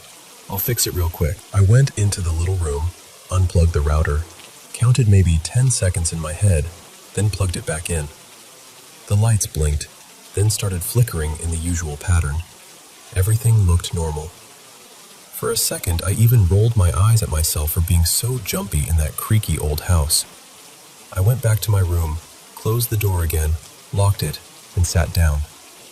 I put my headset on, grabbed the controller, and told Leah, "Okay, all good, I'm back." And then came the moment I will never forget. I was in the middle of a sentence, just talking normally, when I heard it. Click. The doorknob. At first, it was so quiet I thought I'd imagined it. Just this tiny metallic sound behind me. I froze for a second and listened. Leah was still talking about something, but her voice kind of faded into the background. Then I heard it again. Click. And this time, it wasn't just the sound. The handle moved. Slowly at first, just enough that you could hear the mechanism inside the door. My whole body tensed up. I turned my head toward the door, and right then, whoever or whatever was on the other side suddenly pushed the handle down with full force. It slammed down so hard and so fast that the metal squeaked. Not once, over and over. Bang, squeak. Bang, squeak. Bang, squeak. It was so violent that the door shook in the frame. I could see the handle moving almost all the way down each time, like someone was really trying to force the door open. For a second, I couldn't breathe. It felt like all the air got sucked out of the room. My chest was tight. My palms instantly started sweating. It was pure adrenaline. On my headset, I heard Leah say, "Hello? What was that? Are you okay?" Her voice sounded weirdly far away. I didn't answer. I just stared at the door, absolutely frozen. It's funny, people always think they'd shout or run or do something brave. Honestly, I couldn't move. I was just standing there, watching the handle slam down again and again, like it might break off. And then, just as suddenly as it started, it stopped. No slow fading out, no footsteps, no creaking floorboards. Just this absolute, heavy silence. The kind where you can hear your own heartbeat in your ears. I don't know how long I stood there with my eyes glued to that handle. It could have been 10 seconds. Could have been a full minute. Time felt really weird. Finally, I forced myself to move. I took my headset off, set the controller down quietly, and walked to the door. Every step felt loud, even though I was trying to be silent. I put my hand on the cold metal of the handle, turned the key very slowly, and unlocked the door. Then I opened it. The hallway was empty. The only light came from my room, spilling out over the old wallpaper. Every shadow looked suspicious. I checked both directions, listened for any sound, any movement. Nothing. No open windows, no doors closing, no footsteps on the stairs, just the faint sound of the TV downstairs. My heart was still pounding, but curiosity, or maybe stubbornness, pushed me to go check. So I went down to the living room where my grandma was. There she was, still in her green armchair, blanket over her knees, eyes on the TV, calm as ever. "Grandma?" I asked, trying not to sound as shaky as I felt. She muted the TV and looked at me. "Yes, dear?" "Were you just upstairs?" I asked. "At my room? Did you try my door?" She frowned like the question didn't make sense. "No, why would I? I've been sitting here the whole time." "But I know what I saw. Door handles don't slam themselves down like that. Not that hard. Not that fast. And I wasn't just hearing it. I was looking right at it." We checked the doors and windows. Everything was locked from the inside. Nothing was broken. Nothing was missing. There was no sign that anyone had been in the house. I went back up to my room eventually, but I didn't even think about sleeping. I left the lights on. I locked the door again and kept checking the handle, like I was making sure it was still there, still solid. Every little creak of the house sounded amplified, like someone whispering just out of earshot. The faint hum of the router down the hall, the fridge motor starting up downstairs, the wind sliding along the outside wall. Everything felt suddenly wrong. At some point in the very early morning, I did finally fall asleep, still in my clothes, with the controller next to me and the lights burning. And just before I drifted off, this thought slid into my mind, quiet, simple, and absolutely terrifying. If I hadn't locked the door that night, what or who would have walked in?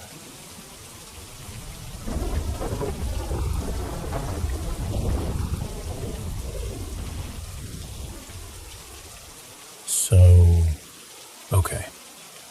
I'm 24 now, but this happened when I was 23. At the time, I was working at this really fancy spa inside an old hotel downtown.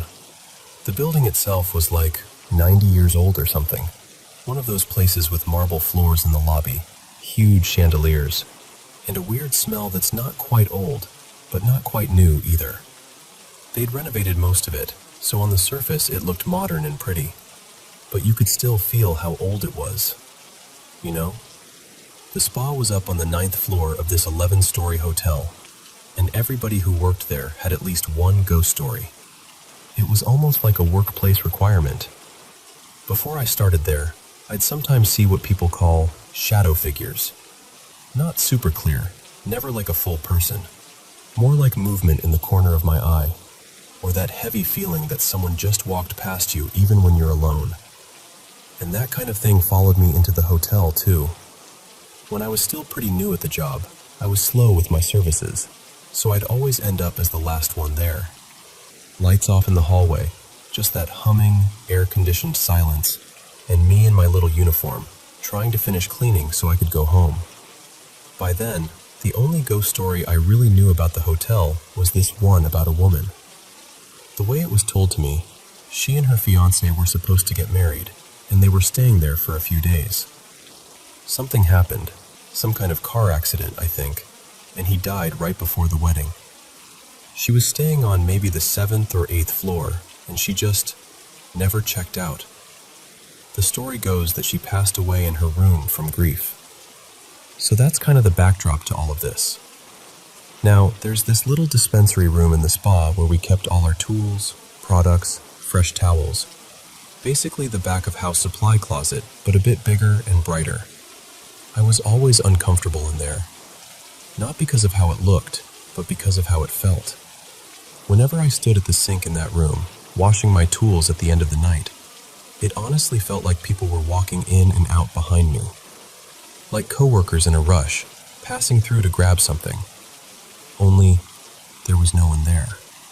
But the presence of them felt exactly the same as when a real person walked by.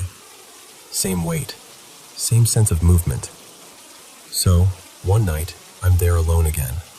Everyone has already left. The spa is quiet in that too quiet way older buildings get at night.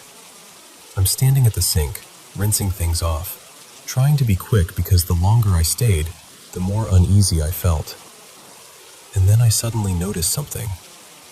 Out of nowhere, I feel this little something at my right side, like someone much shorter than me just walked up. For reference, I'm 4'11" and a half, okay? So we're talking short. Whatever this was only came up to about my waist. I see this short, dark shape at my side, like a small person made entirely out of shadow. And it's not just that I saw it, I felt it. The same way you feel a kid sidle up next to you when they want attention, but don't speak yet. So I look down, and the second my eyes move toward it, it reacts. The shadow, this little figure, bolts.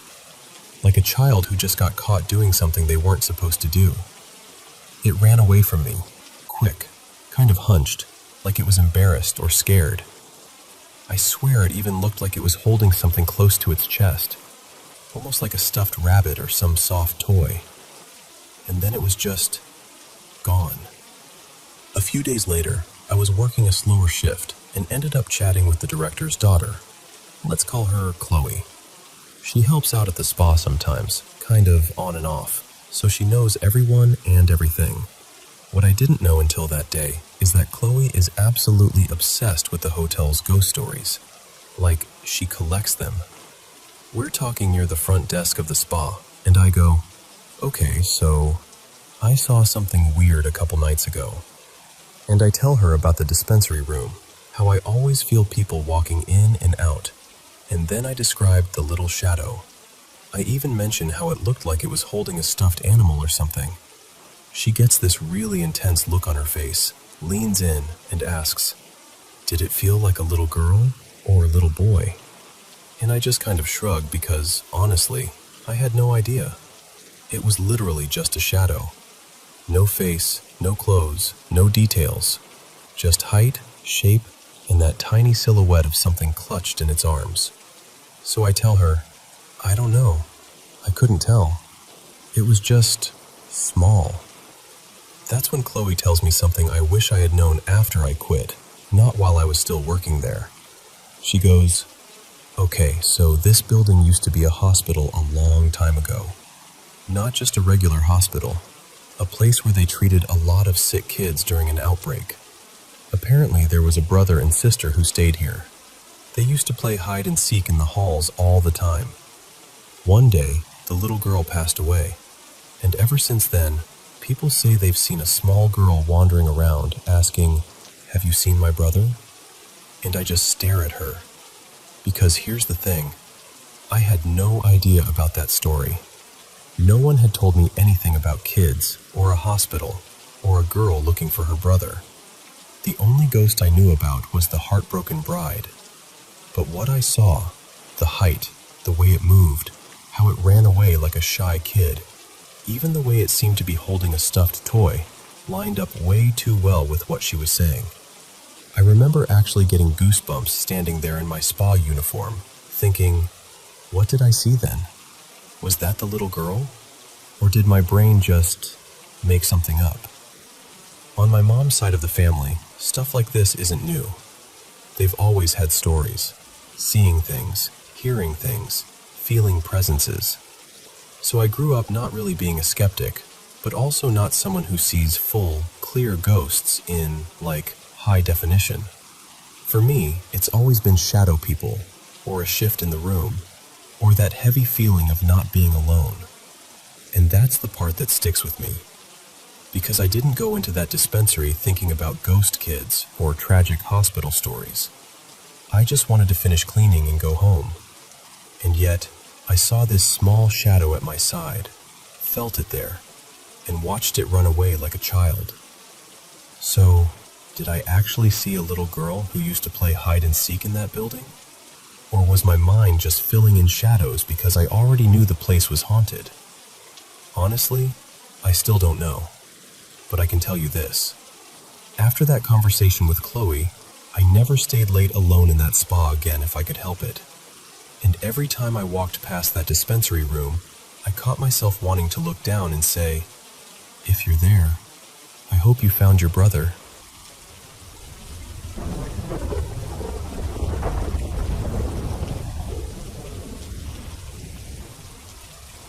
So, it's just after midnight here, like 12:45 a.m., and this has been my night so far. I live on this tiny Dutch Caribbean island, kind of tucked away on a hill overlooking the sea. It's usually super peaceful, breezy, quiet, almost storybook. Tonight it's just me. I'm 30, and my buddy Leo, he's 35. We'd both finished a long day at work and decided to hang out at my place, just to unwind, talk nonsense, and listen to music. Nothing special. Totally normal night. At least, it was supposed to be. A few weeks ago, though, something happened that I didn't tell him about right away. It was just me and my dog Nala at home. She's my sweet little shadow. Usually sleeps like a rock at the foot of the bed. In the middle of the night, she suddenly jumps up, stares at this one corner of the bedroom, and just locks in on it. Then she starts growling. This low, serious growl I've never heard from her before. Her fur stands up along her back, and she's trembling, but won't look away from that corner. I swear to you, the air in the room felt different. Heavy. It gave me full body chills. I turned on the light, checked everything. Closet, under the bed, the hallway. Nothing. But I didn't tell Leo about it then. I just kind of stuffed it down and tried to forget it. Fast forward to tonight. We're on one of our little breaks from talking about life and complaining about work. We're sitting on the couch, and I decide to tell him that story about Nala losing it in the middle of the night. I'm laughing it off. Like, you're gonna think I'm crazy, but listen to this. And he just nods, like it's the most normal thing in the world. Then he goes, real calm. "Oh yeah, those spirits that fly around the streets at night. I've seen one by your place before." I'm like, "Excuse me? What?"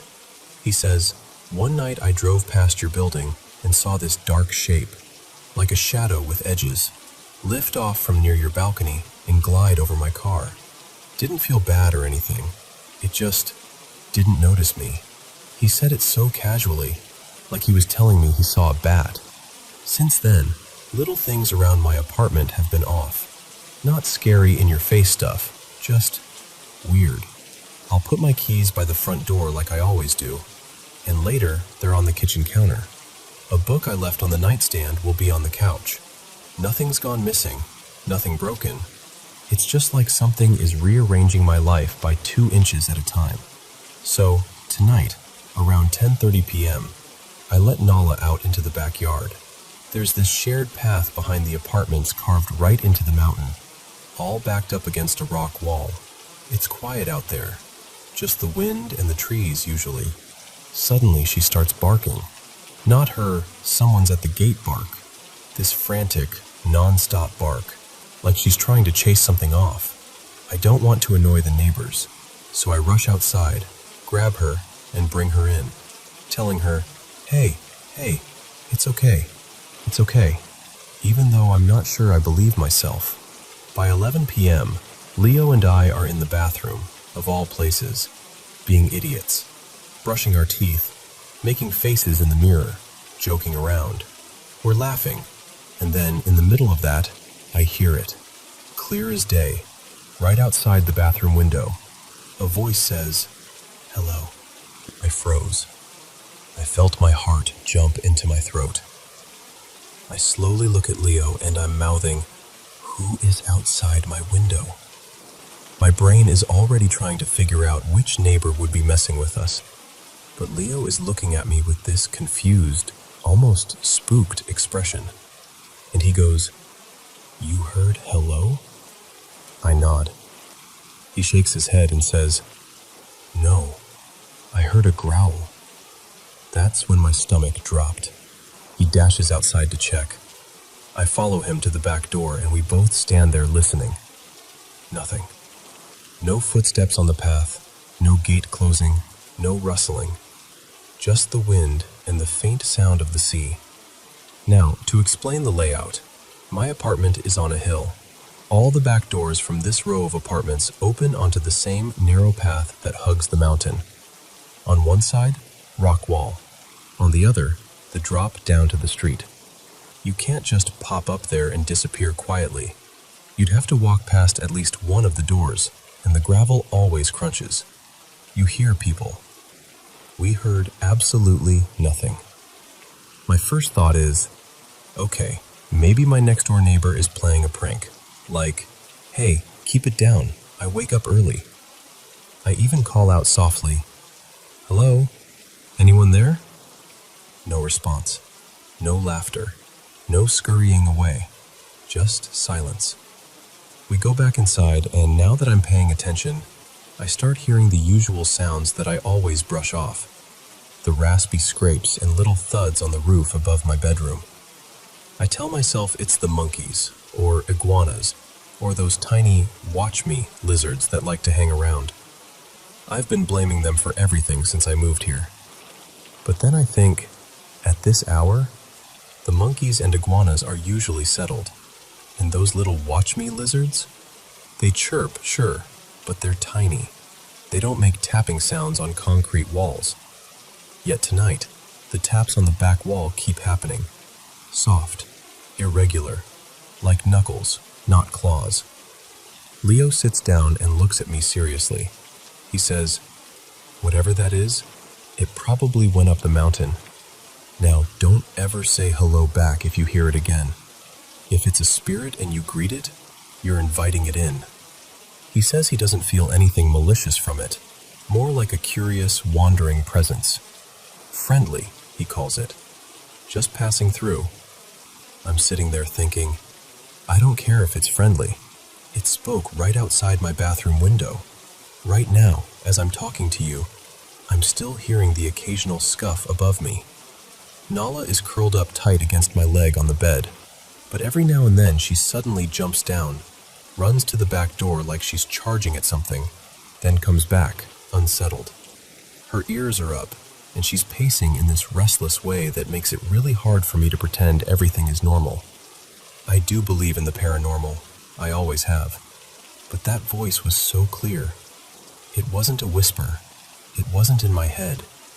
It sounded like someone standing right there, smiling, saying hello through the slats of the bathroom window. So now my brain is stuck between two equally creepy possibilities. One, there was an actual person outside my bathroom window at 11 p.m. on a narrow mountain path, leaving no footsteps and no trace. Or two, it was exactly what Leo thinks it was, a spirit. One I accidentally talked back to, and somewhere in the back of my mind, I keep hearing that voice again, light and cheerful. Hello.